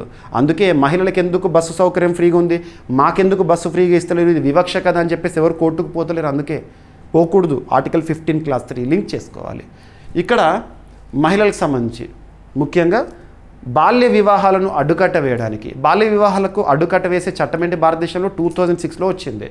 ఓకేనా, 2006లో అస్సాం రాష్ట్ర ప్రభుత్వం ఒక ప్రత్యేక ఇనిషియేటివ్తో వార్తల్లోకి వచ్చింది. నిజుతుమోయినా అనే ఒక అంశము. ఓకేనా, సో ఇక్కడ అబ్జర్వ్ చేస్తే అస్సాం ప్రభుత్వం 2026 నాటికి అంటే నెక్స్ట్ ఇయర్ నాటికి బాల్య వివాహాలను పూర్తిగా నిర్మూలించడానికి కృషిని వేగవంతం చేసింది. ముఖ్యమంత్రి హిమంత బిశ్వ శర్మ నిజుతుమోయినా పథకం 2వ విడతను ప్రారంభించారు. రాష్ట్ర వ్యాప్తంగా 4 లక్షల కంటే ఎక్కువ బాలికలను బాల్య వివాహాల నుండి రక్షించడము, వారికి విద్యను ప్రోత్సహించడం కోసము. ఓకేనా, గుర్తుంచుకోండి. 2వ విడతలో హయ్యర్ సెకండరీ, డిగ్రీ, పీజీ కోర్సులు చదువుతున్న బాలికలను కూడా చేర్చారు. విద్యా స్థాయిని బట్టి వాళ్ళకు ఫినాన్షియల్ సపోర్ట్ కూడా ఇస్తున్నారు. 1000 రూపాయల నుండి 2500 రూపాయల వరకు ఆర్థిక సాయము. ఇక్కడ అబ్జర్వ్ చేస్తే అస్సాం రాష్ట్రంలో ప్రస్తుతం ఎవరు ప్రభుత్వాన్ని నడిపిస్తున్నారంటే బీజేపీ గవర్నమెంట్ ఉంది. హిమంత బిశ్వ శర్మ గారు ముఖ్యమంత్రిగా ఉన్నారు. అస్సాం సంస్కృతి అద్భుతంగా ఉంటుంది. మనం తరచు చూస్తున్నాం, అంబుబాచి మేళా కానివ్వండి అది. అండ్ జాగ్రఫీ విషయంలో చూస్తే కాజిరంగా నేషనల్ పార్క్ ఇటీవల తరచు వార్తల్లోకి వస్తుంది. బ్రహ్మపుత్ర నది ఇటీవల తరచు వార్తల్లోకి వస్తుంది. ప్రపంచంలోనే అతిపెద్ద రివరైన్ ఐలాండ్ మాజులి బ్రహ్మపుత్రకు సంబంధించి ఇవన్నీ కూడా లింక్ చేసుకోండి మనం డిస్కస్ చేసినవి. ఓకేనా, ఎవరు అర్హులు ఎవరు అనర్హులు కారు. రైట్, అదనపు సమాచారం. అస్సాం రాజధాని ఏంటి? Dispur. Dispur is nothing but Guwahati. ఓకేనా, రైట్. భారతదేశంలో వివాహ కనీస వయసు ఎంత అని చెప్పేసేసి ఇక భారతదేశంలో మెడికల్ టూరిజం గణాంకాలు. మెడికల్ టూరిజం అంటే కాకుండా టూరిజం అంటే ఏంటి? ఒక వ్యక్తి తన రిలాక్సేషన్ కోసము ఒక ప్రాంతాన్ని సందర్శించడం టూరిజం అంటే పర్యాటకం. ఆ పర్యాటకం రకరకాలుగా ఉండొచ్చు. ఇటీవల డార్క్ టూరిజం కూడా తరచు వార్తల్లోకి వచ్చింది. డార్క్ టూరిజం అంటే ఏదైనా విపత్తులు సంభవించినవి లేదా చరిత్రలో ఏదైనా ఒక డిజాస్టర్స్ లేదా బాధాతప్తమైన ప్రాంతంగా నిలిచిన ప్రాంతము, మాస్ కిల్లింగ్స్ జరిగిన ప్రాంతాలు, అటువంటి వాటిని సందర్శించడం డార్క్ టూరిజం. ఇటీవల భారతదేశంలోనే మొట్టమొదటి మైనింగ్ టూరిజం అనేది జార్ఖండ్ రాష్ట్రంలో ప్రారంభమైంది. మైనింగ్ గురించి అవగాహన కల్పించడము, జార్ఖండ్ అంటేనే మైనింగ్ రిలేటెడ్ అటువంటివి. ఇప్పుడు ఇది ఇక్కడేమంటున్నాను మెడికల్ టూరిజం. మెడికల్ టూరిజం అంటే ఏంటంటే పేషెంట్స్ రావడం. ఎలా? భారతదేశంలో వాస్తవానికి భారతదేశంలో హెల్త్ ఫెసిలిటీస్ చాలా అద్భుతంగా ఉంటాయి.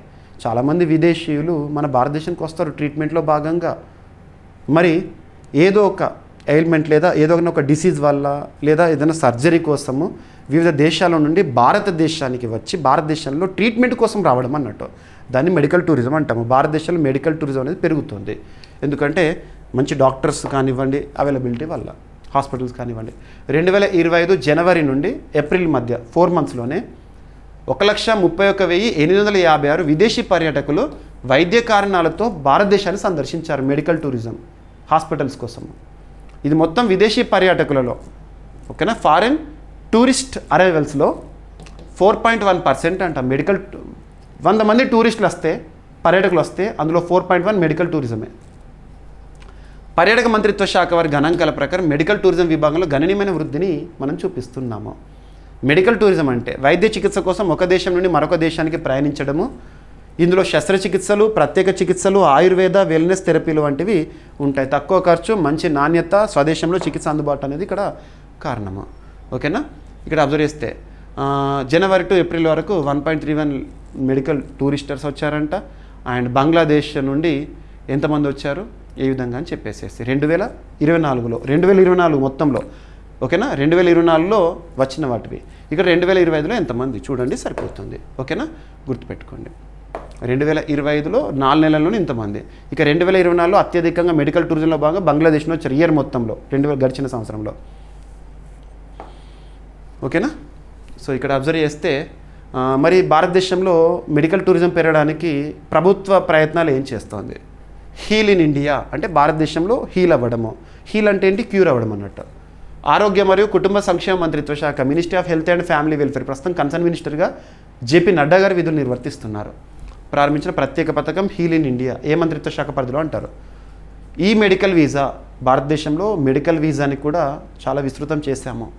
171 దేశాల పౌరులకు మంజూరు చేస్తున్నాం ఈ మెడికల్ వీసా. పబ్లిక్ ప్రైవేట్ భాగస్వామ్యాలు, ఆసుపత్రులు, మెడికల్ ఫెసిలిటేటర్స్, హోటల్స్, ఎయిర్లైన్స్ అనుసంధానం చేస్తున్నాము. ఇక రాష్ట్ర స్థాయి ప్రయత్నాల్లో గుజరాత్ వెల్నెస్ రిట్రీట్స్, సిబ్బంది శిక్షణ, మౌలిక వసతుల ప్రదర్శన ఇటువంటివి చేస్తున్నాయి. భారతదేశంలో మెడికల్ టూరిజం అత్యధికంగా అంటే దేశ రాజధాని ఢిల్లీ కానివ్వండి, ఫినాన్షియల్ క్యాపిటల్ ముంబై కానివ్వండి, హైదరాబాద్ కానివ్వండి, బెంగళూరు కానివ్వండి, ఇవి ఫేమస్ మెడికల్ టూరిజంకి. రైట్. భారతదేశంలో వైద్య ఖర్చులు పాశ్చాత్య దేశాలతో పోలిస్తే 60 to 80% తక్కువ.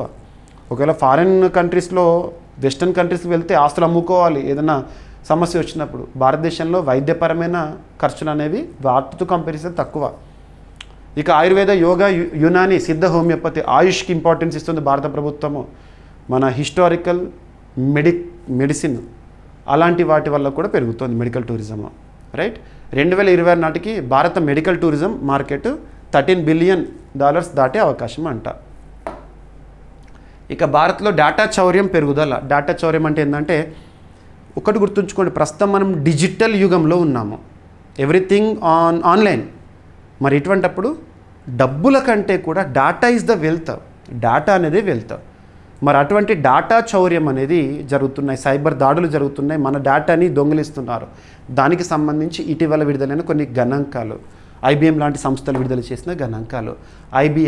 IBM తాజా నివేదిక ప్రకారం 2025లో భారతదేశంలో డేటా చౌర్యం ఘటనలు గణనీయంగా పెరిగినాయంట. డేటా దొంగిలించడము. ఒక్కో సంస్థపై పడిన సగటు ఆర్థిక భారం 13% పెరిగి 22 కోట్ల రూపాయలకు చేరిందంట డేటా చౌర్యము. అదే 2024 సంవత్సరంలో మొత్తం సంవత్సరం చూస్తే 19.5 crores. 2025లో ఇప్పటివరకు జస్ట్ 6 months అయిందంతే, ఇంత పెరిగింది. వ్యక్తిగత సమాచారం దోచుకోవడం ఎక్కువగా మోసపూరిత సందేశాలు అండ్ ఫిషింగ్ ద్వారా జరుగుతోంది. రైట్. సో సరిపోతుంది. రంగాల వారీగా సగటు వ్యయం ఎలా అవుతుంది డేటా చౌర్యం వల్ల అని ఇచ్చాను. మరి ఫిషింగ్ అంటే కొన్ని టర్మ్స్ ఇంపార్టెంట్. నమ్మకమైన వనరుల వేషంలో తప్పుడు సందేశాలు, లింకులు పంపి వ్యక్తిగత సమాచారం దోచుకునే సైబర్ దాడి పద్ధతి. ఫిషింగ్ చేస్తున్నారు ఆన్లైన్లో అనడం అన్నట్టు. లేదంటే హనీ ట్రాప్ కానివ్వండి. హనీ ట్రాప్ అంటే మీకు తెలిసే ఉంటుంది.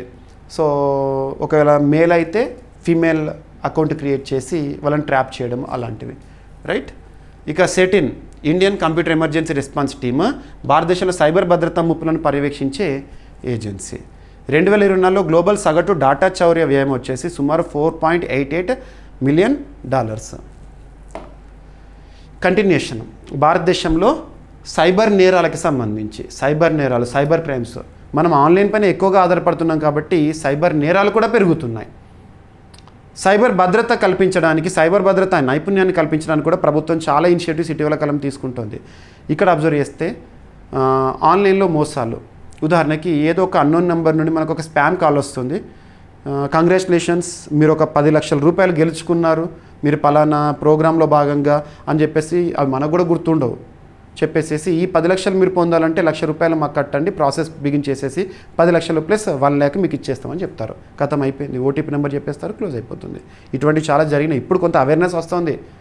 సో ఇటువంటి సైబర్ నేరాలు భారతదేశంలో ఎక్కడ జరిగినాయి, ఏ రాష్ట్రం టాప్లో ఉంది భారతదేశంలో సైబర్ నేరాల విషయంలో అని చెప్పేసి 2025 ప్రస్తుతం ఈ సంవత్సరంలో క్యాలెండర్ 2025 జనవరి నుండి జూన్ ఫస్ట్ 6 monthsలోనే టాప్ పొజిషన్లో మహారాష్ట్ర ఉందంట. సైబర్ నేరాలు ఎక్కువగా ఎదుర్కొన్న రాష్ట్రం మహారాష్ట్ర. అక్కడ ఫస్ట్ 6 monthsలోనే 2025 జనవరి నుండి జూన్ వరకు 160,633 సైబర్ నేరాలు జరిగినాయి, ఆన్లైన్ మోసాలు. Second Uttar Pradesh, third Karnataka, fourth Delhi, Gujarat, Tamil Nadu, Rajasthan, Haryana, Bihar, Telangana 10th పొజిషన్లో ఉంది. గుర్తుంచుకోండి. ఓకేనా. సైబర్ నేరాలకి సంబంధించి ఎగ్జామినేషన్లో అడగవచ్చు. ఓకేనా? సో అదనపు సమాచారం. మరి ఎవరిచ్చారు ఈ గణాంకాలను? ఎవరు రిలీజ్ చేశారంటే Indian cyber crime coordination centre ఈ ర్యాంకులను విడుదల చేసింది. టాప్ 10 గుర్తుంచుకోండి చాలు. ఇక్కడ టాప్ 10లో ఏపీ లేదు కాబట్టి ర్యాంకు గురించి పెద్దగా అడగకపోవచ్చు. ఎక్కువగా ఏ రాష్ట్రంలో జరుగుతుంది చూడండి. మరొక తెలుగు రాష్ట్రం టాప్ 10లో ఉంది. ఇక్కడ కొన్ని విషయాల్లో టాప్ 10లో ఉంటే బాధపడాలి, కొన్ని విషయాల్లో టాప్ 10లో లేకపోతే బాధపడాలి. ఇక్కడ తెలంగాణ బాధపడాలి. ఓకేనా? ఇక సైన్స్ అండ్ టెక్నాలజీలో భాగంగా మనం ఇస్రో సాధిస్తున్న ఘనతల గురించి వింటూనే ఉన్నాము, చూస్తూనే ఉన్నాము. భారత అంతరిక్ష రంగంలో ISRO Indian space research organisation సాధిస్తున్న ఘనతలకి తోడు ప్రైవేట్ స్పేస్ స్టార్టప్స్ని ప్రోత్సహించాలి అనే ఉద్దేశంతో 2020 సంవత్సరంలో 2020 ఇయర్లో భారత ప్రభుత్వం యొక్క initiative INSPACe Indian national space promotion and authorisation centre, INSPACe head quarter Ahmedabad, భారతదేశంలో ప్రైవేట్ స్పేస్ స్టార్టప్స్ని ప్రోత్సహించడం అనేది దీని యొక్క ఉద్దేశము. దానికి ఇస్రో సహకారం అందిస్తుంది. ఫలితాలు కూడా చూస్తున్నాం. 2022 సంవత్సరం సబ్జెక్ట్ కండిషన్ అప్పుడు మనం చూసాం. ఏంటిది?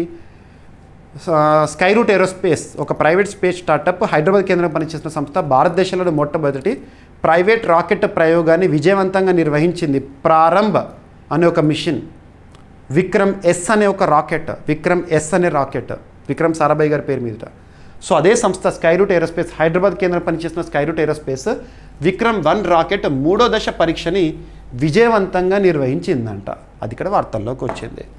ప్రైవేట్ రంగం నుండి తొలి వాణిజ్య అప్పుడు ప్రయోగము 2022 ఆ సంవత్సరంలో వాణిజ్య ప్రయోగం అది విక్రమ్ ఎస్ రాకెట్ ప్రయోగానికి సిద్ధమవుతున్న స్కైరూట్ ఏరోస్పేస్ మరో కీలకమైన మైలురాయి రీచ్ అయింది. విక్రమ్ 1 రాకెట్ 3వ దశ పరీక్షను కలాం 100 పేరుతో విజయవంతంగా నిర్వహించింది. పరీక్ష వ్యవధి దాదాపు 102 సెకండ్లు మండించింది ఇంజన్ని.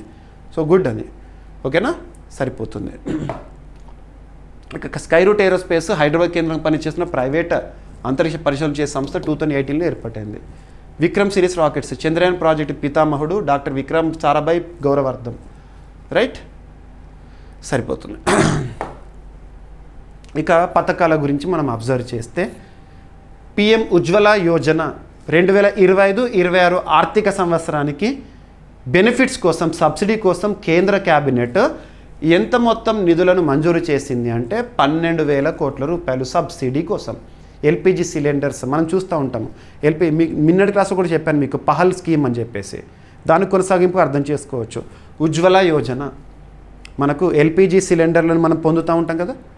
పొందిన తర్వాత వాస్తవంగా ఎల్పిజి సిలిండర్ తీసుకునేటప్పుడు ఆన్లైన్లో బుక్ చేస్తాం. చేసిన తర్వాత సిలిండర్ డెలివరీ సమయంలో కంప్లీట్ సిలిండర్కి అయ్యే ఖర్చు మనము పే చేసేస్తాము. తర్వాత బెనిఫిషరీస్కి సబ్సిడీ అనేది గవర్నమెంట్ వేస్తుంది. ఇది ప్రాసెస్, డైరెక్ట్ బెనిఫిట్ ట్రాన్స్ఫర్. ఆ డైరెక్ట్ బెనిఫిట్ ట్రాన్స్ఫర్ కింద సబ్సిడీ ఇస్తున్నారు కదా, ఆ సబ్సిడీ కోసం నెక్స్ట్ ఈ ఫినాన్షియల్ ఇయర్లో ఇంత ఖర్చు బడ్జెట్ ఆమోద ముద్ర. ఓకేనా? సో ఆగస్ట్ 8, 2025 నిన్నటి రోజున కేంద్ర క్యాబినెట్ సమావేశం జరిగింది కదా ప్రధానమంత్రి గారి ఆధ్వర్యంలో. అందులో 2025-26 ఆర్థిక సంవత్సరానికి ఉజ్వల లబ్ధిదారులకు లక్షిత సబ్సిడీ కొనసాగింపును ఆమోదించింది. అంతర్జాతీయ ఇంధన ధరల అస్థిరత నుంచి వినియోగదారులను రక్షించడం, అదే సమయంలో ప్రభుత్వ రంగ ఆయిల్ మార్కెటింగ్ కంపెనీల ఆర్థిక దృఢత్వాన్ని కాపాడడం అనేది ఉద్దేశము. సబ్సిడీ మనం పెద్ద సిలిండర్ ఉంటుంది 14.2 kg సిలిండర్ 300 రూపీస్, ఏటా గరిష్టంగా 9 సిలిండర్ల వరకు పొందొచ్చు. అలా అందుకోసము 12,000 కోట్ల రూపాయల ఆమోద ముద్ర. రైట్? సరిపోతుంది. ఇక ఉజ్వల యోజన గురించి చూస్తున్నాగా స్కీమ్ ఎప్పుడు ప్రారంభమైందో చూడాలి. ప్రధానమంత్రి ఉజ్వల యోజన 1 మే 2016 ప్రారంభమైంది. గుర్తుపెట్టుకోండి, దాని ఒక వార్తల్లోకి వచ్చిన స్కీమ్ అంటే ఎప్పుడు ప్రారంభమైంది, ఉద్దేశం ఏంటో చూడాలి. మీకు ప్రతి ఒక్క టాపిక్ సంబంధించి బేసిక్స్ నుండి ఇస్తున్నాను. ఓకేనా? మీరు ప్రతిరోజు క్లాసెస్ చూస్తే కరెంట్ అఫైర్స్, జిఎస్ కంప్లీట్గా కవర్ అయిపోతుంది. ఓకేనా? మరి లక్ష్యం ఏంటి? ప్రధానమంత్రి ఉజ్వల యోజన యొక్క లక్ష్యం ఏంటంటే పేద కుటుంబాలకు ఉచిత ఎల్పిజి కనెక్షన్లను అందించడం. పథకం అమలుకు మహిళల పేరుపై కనెక్షన్ను నమోదు చేస్తారు. 2019లో ఉజ్వల స్కీమ్ 2.0 వర్షన్ని కేంద్ర ప్రభుత్వం ప్రారంభించి మరింత మంది లబ్ధిదారులను చేర్చింది. ఓకేనా? గుర్తుంచుకోండి. మనము గతంలో కన్వెన్షనల్ ఎనర్జీ బొగ్గు ఆధారంగా పొయ్యి పెట్టడం ఇటువంటి చూస్తాం. వాటి స్థానంలో అందరికీ ఇంటింటికి ఎల్పిజి కనెక్షన్స్ ఇప్పుడు స్వచ్ఛ ఇంధనంగా చెప్పొచ్చు. డైరెక్ట్ బెనిఫిట్ ట్రాన్స్ఫర్ అంటే లబ్ధిదారులకు నేరుగా అకౌంట్లో జమ అవుతాయి డబ్బులు. నెక్స్ట్ ఇంకొకటి స్టార్ రేటింగ్ సంబంధించి పాఠశాలలకు స్టార్ రేటింగ్ స్వచ్ఛ ఏవం హరిత విద్యాలయ రేటింగ్ SHVR 2025-2026 ఇక్కడ గైడ్లైన్స్ చూద్దాము. దీనికి సంబంధించి కేంద్ర విద్యాశాఖ మినిస్ట్రీ ఆఫ్ ఎడ్యుకేషన్ ప్రస్తుతం కన్సర్న్ మినిస్టర్గా ధర్మేంద్ర ప్రధాన్ గారు విధులు నిర్వర్తిస్తున్నారు. కేంద్ర విద్యాశాఖ దేశవ్యాప్తంగా పచ్చదనం అంటే గ్రీనరీ పరిశుభ్రత పెంపు కోసం స్టార్ రేటింగ్ విధానాన్ని ప్రారంభించింది. గతంలో ఉన్న స్వచ్ఛ విద్యాలయ పురస్కారంను సవరించి దాని స్థానంలో స్వచ్ఛ ఏవం హరిత్ విద్యాలయ రేటింగ్ సిస్టమ్ని ప్రవేశపెట్టింది. 6 ప్రధాన కొలమానం తీసుకున్నారు. మొత్తం 60 సూచికల ఆధారంగా 1 to 5 స్టారింగ్ రేటింగ్ని ఇస్తారు. కేటాయింపు ప్రాథమిక ఉన్నత పాఠశాలలు 1st to 10th వరకు స్కూల్స్ వర్తిస్తాయి. దేశవ్యాప్తంగా సుమారు 14.75 లక్షల పాఠశాలలు ఇందులో భాగమవుతాయి. ఏం లేదు, రేటింగ్ సంబంధించి పచ్చదనాన్ని పెంచడం, చెట్లు నాటడము, అటవీ విస్తీర్ణాన్ని పెంచడం, ఇటువంటివి మనం చూస్తున్నామంటే రాజ్యాంగంలోని ఆర్టికల్ 48 క్యాపిటల్ ఏ ఆర్టికల్ 48Aని లింక్ చేసుకోండి. ఓకేనా, సరిపోతుంది ప్రక్రియ. పాఠశాల హెచ్ఎంలు హెడ్ మాస్టర్స్ సెప్టెంబర్ 30 లోపు ఈ పోర్టల్ వివరాలు నమోదు చేయాలి. ప్రతి సూచికకు ఆధారాలను కూడా అప్లోడ్ చేయాలి, ఫొటోస్, వీడియోస్ అలాంటివి. ఓకేనా, పరీక్షకులకు స్వయంగా సందర్శించి రేటింగ్ ఇస్తారు 1 to 5 వరకు వివిధ అంశాలను పరిగణలోకి తీసుకొని. జిల్లా, రాష్ట్ర, జాతీయ స్థాయి ఎంపిక. రైట్. సో జాతీయ స్థాయికి ఎంపికైన పాఠశాలలకి ₹1,00,000 నగదు బహుమతి వస్తుంది. ఎంపికైన హెచ్ఎంలు, ప్రిన్సిపాల్ 3 రోజుల పాటు దేశంలోని ప్రముఖ సంస్థలను సందర్శించే అవకాశం ఇస్తారు.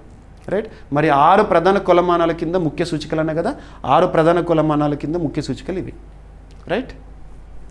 ముఖ్యంగా గ్రీనరీగా మార్చడము. స్వచ్ఛ విద్యాలయ పురస్కారం అనేది 2016లో ప్రారంభించబడింది. ఇప్పుడు దాని స్థానంలోనే ఇది. సస్టైనబుల్ డెవలప్మెంట్ గోల్స్లో గోల్ నెంబర్ 6 మనం ప్రపంచంలోని ప్రతి దేశం కూడా 2015 నుండి 2030 వరకు సాధించాల్సిన లక్ష్యాలే సుస్థిర అభివృద్ధి లక్ష్యాలు. అందులో goal number 6 clean water and sanitation, goal number 13 climate action. Right. ఇక నెక్స్ట్ పిల్లల్లో అవేర్నెస్ని క్రియేట్ చేయడానికి, మరింత జ్ఞానాన్ని పెంచడానికి చోటా భీమ్ కామిక్ పుస్తక ఆవిష్కరణ అనేది జరిగింది. చోటా భీమ్ పిల్లల్లో పుస్తక పఠన అలవాటును పెంచడానికి. చాలామంది పిల్లలు చూడండి, direct science book, social book తీసుకపోతే వాళ్ళు చదవడానికి ఇంట్రెస్ట్ ఉండదు. అదే పిల్లలకు సంబంధించి కామిక్ బుక్లు తీసుకెళ్లారనుకోండి, మంచి Chhota Bheem, spider man, Avengers ఇలాంటివి కనబడ్డాయి అనుకోండి, వాళ్ళు అట్రాక్ట్ అవుతారు. సో అలాంటి వాటి ద్వారా వాళ్ళు పఠన సామర్థ్యాన్ని పెంచడం కోసము ఉద్దేశించబడిన కార్యక్రమము. Ministry of information and broadcasting పరిధిలోని ప్రచురణ విభాగం పిల్లల్లో పఠన అలవాటు పెంపు కోసం చోటా భీమ్ ఆధారిత కొత్త కామిక్ పుస్తకాన్ని విడుదల చేసింది. ఈ పుస్తకం 29th ఢిల్లీ బుక్ ఫేర్లో ఆవిష్కరించబడింది. పిల్లలకు పరిచితమైన యానిమేషన్ పాత్రను ముద్రిత పుస్తకం రూపంలో అందించడం అనేది ప్రధాన లక్ష్యం. అందులో ఫస్ట్ చోటా భీమ్ పుస్తకాలను తీసుకొచ్చారు. చోటా భీమ్ సృష్టికర్త రాజీవ్ చిలక ప్రకారం ఈ కామిక్ పుస్తకం భీమ్ పాత్ర వికాసం, అతని విలువలను చేపిస్తుంది. చోటా భీమ్ అంటే చాలామందికి ఒక మంచి ఫేవరెట్ క్యారెక్టర్ అలాంటిది. ఓకేనా, అభ్యర్థులకు మరొకసారి చెప్తున్నాను, టైంని కన్సిడర్ చేయకండి. టైము 1 hour ఉంటుందా, 1 hour కంటే ఎక్కువ ఉంటుందా, 1 hour లోపు ఉంటుందా, depending on the topics explanation బట్టి. చాలా వరకు ప్రతి టాపిక్ని కూడా ఇన్ డీటెయిల్గా ఎక్స్ప్లెయిన్ చేయడానికే నేను ప్రయత్నిస్తున్నాను. కొంతమంది అభ్యర్థులు కామెంట్ చేస్తున్నారు, సార్ లెంత్ అవుతుంది వీడియో, షార్ట్ చేయండి, 20 minutes చూడండి, 30 minutes అని చెప్పేసేసి. కానీ నేను ప్రతి టాపిక్ని కూడా ఇన్ డీటెయిల్గా ఇస్తున్నాను. కాబట్టి మీరు వీడియో మొత్తాన్ని చూడండి, 1 hour ప్రతిరోజు చూడండి, 1 hour మినిమం కేటాయించుకోండి. మీకు మ్యాక్సిమం మార్క్స్ స్కోర్ చేసే అవకాశాలు పెరుగుతాయి. ఇది మాత్రం చెప్తాను నేను. ఓకేనా, మార్క్స్ స్కోర్ చేయగలుగుతారు, అవకాశాలు పెరుగుతాయి. ఓకేనా, గుర్తుపెట్టుకోండి. ఇక పర్యావరణ హితమైన వైరస్ ఆధారిత టీకా డిఫోలియేటర్ నియంత్రణ అనే అంశం వార్తల్లోకి వచ్చింది. ఏంటో చూడండి. So Kerala forest research institute దశాబ్దాలుగా టేక్ అడవులను నాశనం చేస్తున్న టేక్ డిఫోలియేటర్ చిమ్మట హైబ్లియా ప్యూరా నుండి రక్షణ కోసం వినూత్న జీవ పరిష్కారాన్ని అభివృద్ధి చేసింది. ఈ సాంకేతికతలో హైబ్లియా ప్యూరియా వైరస్ ఏదైతే ఉంటుందో సహజ సిద్ధమైన వైరస్ను ఉపయోగిస్తారు. ఏం లేదు, టేక్ చెట్ల సంరక్షణ కోసము, అందులో ఏదైతే సమస్యను సృష్టిస్తుందో దానికి అడ్డుకట్ట వేయడం కోసం. ఓకేనా, గుర్తుపెట్టుకోండి. రైట్. టేక్ డిఫోలియేటర్ ప్రభావం. టేక్ డిఫోలియేటర్ లార్వా సంవత్సరానికి 6 సార్లు వరకు టేక్ ఆకులను తింటుంది. ఇప్పుడు దానికి అడ్డుకట్ట వేయడానికి ఎవరు డెవలప్ చేశారు? కేరళ ఫారెస్ట్ రీసెర్చ్ ఇన్స్టిట్యూట్ వారు ప్రత్యేకంగా ఒక వినూత్న జీవ పరిష్కారాన్ని అభివృద్ధి చేస్తూ వార్తల్లోకి వచ్చారు. రైట్. టేక్ చెట్టు శాస్త్రీయ నామం టెక్టోనా గ్రాండిస్. టేక్ చాలా వాణిజ్యపరమైన అంశాలు చూస్తాం మనం. రైట్, సరిపోతుంది. ఇక బొగోటా అంతర్జాతీయ పుస్తక ప్రదర్శన 2026లో జరగబోతోంది కదా, అందులో గెస్ట్ ఆఫ్ హానర్ కంట్రీగా భారతదేశాన్ని ఎంపిక చేసింది. మనకు ప్రత్యేకంగా అక్కడ ఇంపార్టెన్స్ ఇస్తారు. సో బొగోటా అంతర్జాతీయ పుస్తక ప్రదర్శన 2026 నెక్స్ట్ ఇయర్లో గెస్ట్ ఆఫ్ హానర్గా ఎంపికైన దేశం ఏది అంటారు? భారత్. ఓకేనా? సో ఇక్కడ అబ్జర్వ్ చేస్తే భారత్ 2026లో జరిగే 38th బొగోటా ఇంటర్నేషనల్ బుక్ ఫేర్లో గెస్ట్ ఆఫ్ హానర్ దేశంగా పాల్గొననుంది. ఇది భారత్ కొలంబియా ప్రజల మధ్య సాంస్కృతిక అనుసంధానాన్ని చెప్తుంది. బొగోటా వేదికగా జరిగే పుస్తక ప్రదర్శన. సో కొలంబియా ప్రత్యేకంగా గుర్తించింది. సో ఇక్కడ ఈ కార్యక్రమానికి నేషనల్ బుక్ ట్రస్ట్ నోడల్ ఏజెన్సీగా ఉంటుంది. ఎందుకంటే భారత్ గెస్ట్ ఆఫ్ ఆనర్ కాబట్టి మన భారతదేశం నుండి నేషనల్ బుక్ ట్రస్ట్ నోడల్ ఏజెన్సీగా ఈ మిగతా కార్యక్రమాలు చూసుకుంటుంది. అంతర్జాతీయ పుస్తక ప్రదర్శనలో ఇండియా పెవిలియన్ ఏర్పాటు, సాహిత్య కార్యక్రమాల సమన్వయం అనేది ఇందులో భాగం. రైట్, సరిపోతుంది. మరి ఈ అంతర్జాతీయ బొగోటా పుస్తక ప్రదర్శన 1988 నుంచి కొలంబియా బుక్ ఛాంబర్ అండ్ కోర్ఫెరియాస్ నిర్వహిస్తున్నాయి. ఇది కొలంబియాలో అత్యంత ప్రాధాన్యమైన వార్షిక సాంస్కృతిక ఉత్సవాల్లో ఒకటి. కొలంబియాలో గుర్తుంచుకోండి. 2025 సంవత్సరంలో 37th ఎడిషన్ జరిగింది కదా, ఏప్రిల్లో జరిగింది. అప్పుడు గెస్ట్ ఆఫ్ ఆనర్గా స్పెయిన్ ఉండే. ఇక 2026 సంవత్సరంలో భారత్ గెస్ట్ ఆఫ్ ఆనర్. ఏం లేదు, అంతర్జాతీయ పుస్తక ప్రదర్శన లేదా సాహిత్య ప్రదర్శన కొలంబియాలో జరగబోతుంది. కొలంబియా అఫీషియల్గా నిర్వహిస్తుంది. దానికి గెస్ట్ ఆఫ్ ఆనర్గా ఈసారి భారతదేశాన్ని ముఖ్య అతిథిగా అన్నట్టు అక్కడ. ఓకేనా, గుర్తుపెట్టుకోండి. రైట్, గెస్ట్ ఆఫ్ ఆనర్ దేశానికి సాధారణంగా ప్రత్యేక పెవిలియన్, రచయితల బృందాలు, సాంస్కృతిక కార్యక్రమాలు అవన్నీ కూడా అక్కడ ఇంపార్టెన్స్ ఇస్తారు. ఇండియాని అంతర్జాతీయ స్థాయిలో ఎక్స్పోజ్ చేయడానికి ఒక అంతర్జాతీయ వేదిక కాబట్టి అక్కడ మనకు ఒక హానర్గా చూడవచ్చు. రైట్, సరిపోతుంది. ఇక ఈ పుస్తక ప్రదర్శన అమెరికాలో అగ్రస్థానంలో నిలిచే పుస్తక ప్రదర్శనల్లో ఒకటి, లాటిన్ అమెరికా ప్రాంతంలో. ఓకేనా, గుర్తుపెట్టుకోండి. కొలంబియా రాజధాని బొగోటా వేదిక జరుగుతుంది. ఇక వాస్తవానికి అఫీషియల్గా ఈరోజు ఉదయము మినిస్ట్రీ ఆఫ్ డిఫెన్స్ వారు చెప్పారు ఇలాంటిది ఏమీ జరగలేదని. కానీ నిన్న వార్తాపత్రికల్లో, నిన్న చాలా వరకు టీవీ ఛానల్స్లో చెప్పిన ఒక టాపిక్ మనం డిస్కస్ చేద్దాము.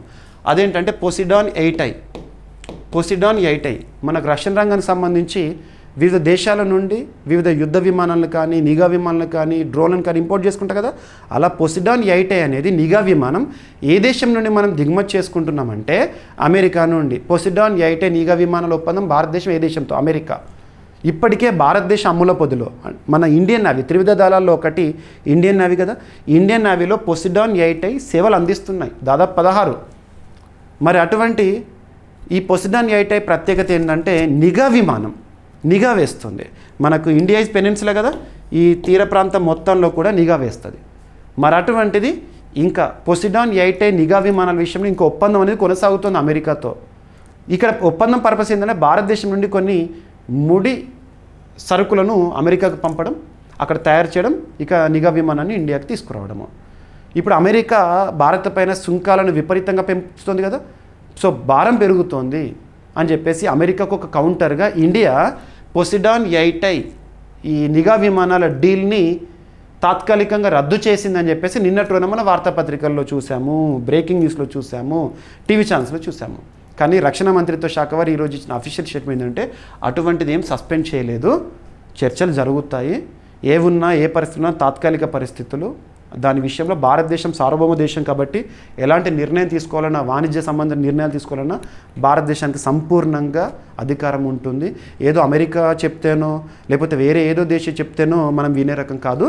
మనం స్వతంత్ర దేశంగా ఉన్నాం, సార్వభౌమ దేశంగా ఉన్నాం. కొన్ని స్టేట్మెంట్స్ వచ్చినాయి. ఓకేనా. సో అమెరికా భారత్ రక్షణ ఒప్పందం నిలిపివేత అని చెప్పేసి న్యూస్ వచ్చింది, కాదు అని చెప్పేసి రక్షణ మంత్రిత్వ శాఖ ఈరోజు తెలిపింది. ఓకేనా, సుమారు. రైట్. సో ఇదంతా మీకు చూడొచ్చు. ఇక రాష్ట్రీయ అంశాల్లో భాగంగా తెలంగాణ రాష్ట్రానికి సంబంధించి ఆగస్టు 19th నుండి 21st వరకు జరగబోయే ఒక Congress, Telangana science Congress 2025, August 19th, 20th, 21st 3 రోజుల పాటు కాకతీయ యూనివర్సిటీ ఆధ్వర్యంలో జరగబోయే ఒక విజ్ఞాన ప్రదర్శన. ఓకేనా. దీనికి సంబంధించి థీమ్ ఏదైనా ఒక సదస్సు లేదా సమావేశాలకు సంబంధించి అయితే థీమ్ చూడాలి. థీమ్ ఏ లాంగ్వేజ్లో ఉంటే అదే లాంగ్వేజ్ చూడాలి. సో ఈ తెలంగాణ సైన్స్ కాంగ్రెస్ 2025 ఎక్కడ జరగబోతోంది? కాకతీయ యూనివర్సిటీ ప్రాంగణంలో జరగబోతోంది. థీమ్ వచ్చేసి innovative skills for empowerment, science and technology for transforming young India. So science and టెక్నాలజీకి ఇంపార్టెన్స్ ఇస్తూ థీమ్ని ఇంగ్లీష్లోనే చూడండి, దయచేసి తెలుగులోకి ట్రాన్స్లేట్ చేయకండి. ఓకేనా? తెలుగు మీడియం అభ్యర్థులు అనువాద తప్పిదాల కారణంగా మార్కులు కోల్పోయే ప్రమాదం ఉంది, అందుకే మీకు తరచూ చెప్తున్నాను. మరి ఈ సైన్స్ కాంగ్రెస్ని ఎవరెవరు సంయుక్తంగా నిర్వహించబోతున్నారంటే తెలంగాణ అకాడమీ ఆఫ్ సైన్సెస్ మరియు కాకతీయ యూనివర్సిటీ వారు సంయుక్తంగా ఈ సైన్స్ కాంగ్రెస్ని నిర్వహించబోతున్నారు. ఓకేనా? గుర్తుంచుకోండి. స్థలం వరంగల్ కాకతీయ విశ్వవిద్యాలయం. స్వర్ణోత్సవం సందర్భంగా ఆగస్టు 19 నుండి 21 వరకు జరగబోతోంది. థీమ్ తెలుగులో అర్థం చేసుకోండి అంతే, కానీ గుర్తుపెట్టుకోవాల్సింది ఇంగ్లీష్లోనే. రైట్? సో 2015లో రాష్ట్ర విభజన తర్వాత ఉస్మానియా విశ్వవిద్యాలయంలో తెలంగాణ అకాడమీ ఆఫ్ సైన్సెస్ స్థాపన. ఓకేనా? దాదాపు ఈ సదస్సులో 700కు పైగా పరిశోధన పత్రాలు అనేవి సమర్పణ జరుగుతుంది. రైట్? ఇక్కడ ఏమేమి అంశాలు చర్చిస్తారు ఈ 3 రోజుల పాటు అంటే ప్రస్తుతం ప్రపంచం నడిపిస్తున్న కృత్రిమ మేధ గురించి, డేటా సైన్స్ గురించి, బయోటెక్నాలజీ, వాతావరణ శాస్త్రం, ఇవన్నీ కూడా. ఇస్రో, డిఆర్డిఓ, ఐఐసిటి, సిసిఎంబి తదితర జాతీయ సంస్థల డైరెక్టర్లు కూడా ఈ సదస్సుకు వస్తారు. సైన్స్ రిలేటెడ్ కదా. రైట్? ఇక వార్తల్లో వ్యక్తుల విషయానికి వస్తే వెనిజులా అధ్యక్షుడికి సంబంధించి సమాచారం మరొకసారి వార్తల్లోకి వచ్చింది. ఇప్పుడు కాదు, డొనాల్డ్ ట్రంప్ మొదట్లో అధ్యక్షుడిగా ఉన్నప్పుడు, తర్వాత జో బైడెన్ అధ్యక్షుడిగా వచ్చిన తర్వాత, మళ్ళీ డొనాల్డ్ ట్రంప్ అధ్యక్షుడిగా వచ్చిన తర్వాత వెనిజులా అధ్యక్షుడి పైన సో తన హెడ్ వాల్యూని ప్రకటిస్తున్నారు, తనను పట్టించిన వారికి అన్నట్టుగా. సో వెనిజులా అధ్యక్షుడు నికోలస్ మదురోపై అమెరికా భారీ రివార్డును ప్రకటించింది. తనను పట్టిస్తే లేదా అప్పగిస్తే, అరెస్ట్లో మీరు సహకరిస్తే అన్నట్టుగా. సో వెనిజులా దేశం ఎక్కడ? సౌత్ అమెరికా కాంటినెంట్లో ఉండే ఒక దేశం వెనిజులా. ఓకేనా? సో అమెరికా ప్రభుత్వం వెనిజులా అధ్యక్షుడు నికోలస్ మదురో అరెస్టుకు దారితీసే సమాచారం అందించిన వారు ఎవరైనా సరే, ఎవరు అందించినా కూడా వారికి 438 కోట్ల రూపాయలు బహుమానంగా ఇస్తామన్నారు. ఓకేనా? దాదాపు $50 మిలియన్ ఇస్తారంట. జస్ట్ ఒక దేశ అధ్యక్షుడిని మేము పట్టుకోవడానికి, తను అరెస్ట్ చేయడానికి మాకు సహకరిస్తే అని. మరి ఎందుకంత అంటే అమెరికాలో డ్రగ్స్ రిలేటెడ్గా చాలా కార్యకలాపాలకు ఈ మదురో కారణం అని చెప్పేసి అమెరికా బిలీవ్ చేస్తుంది. అమెరికాలో డ్రగ్స్ అక్రమ రవాణా మరియు హింసకు ప్రేరేపించడంలో ఈ అధ్యక్షుడు, వెనిజులా అధ్యక్షుడు సూత్రధారి, పాత్రధారి అని చెప్పేసి అమెరికా నమ్ముతోంది. అలా. ఓకేనా? గుర్తుపెట్టుకోండి. రైట్?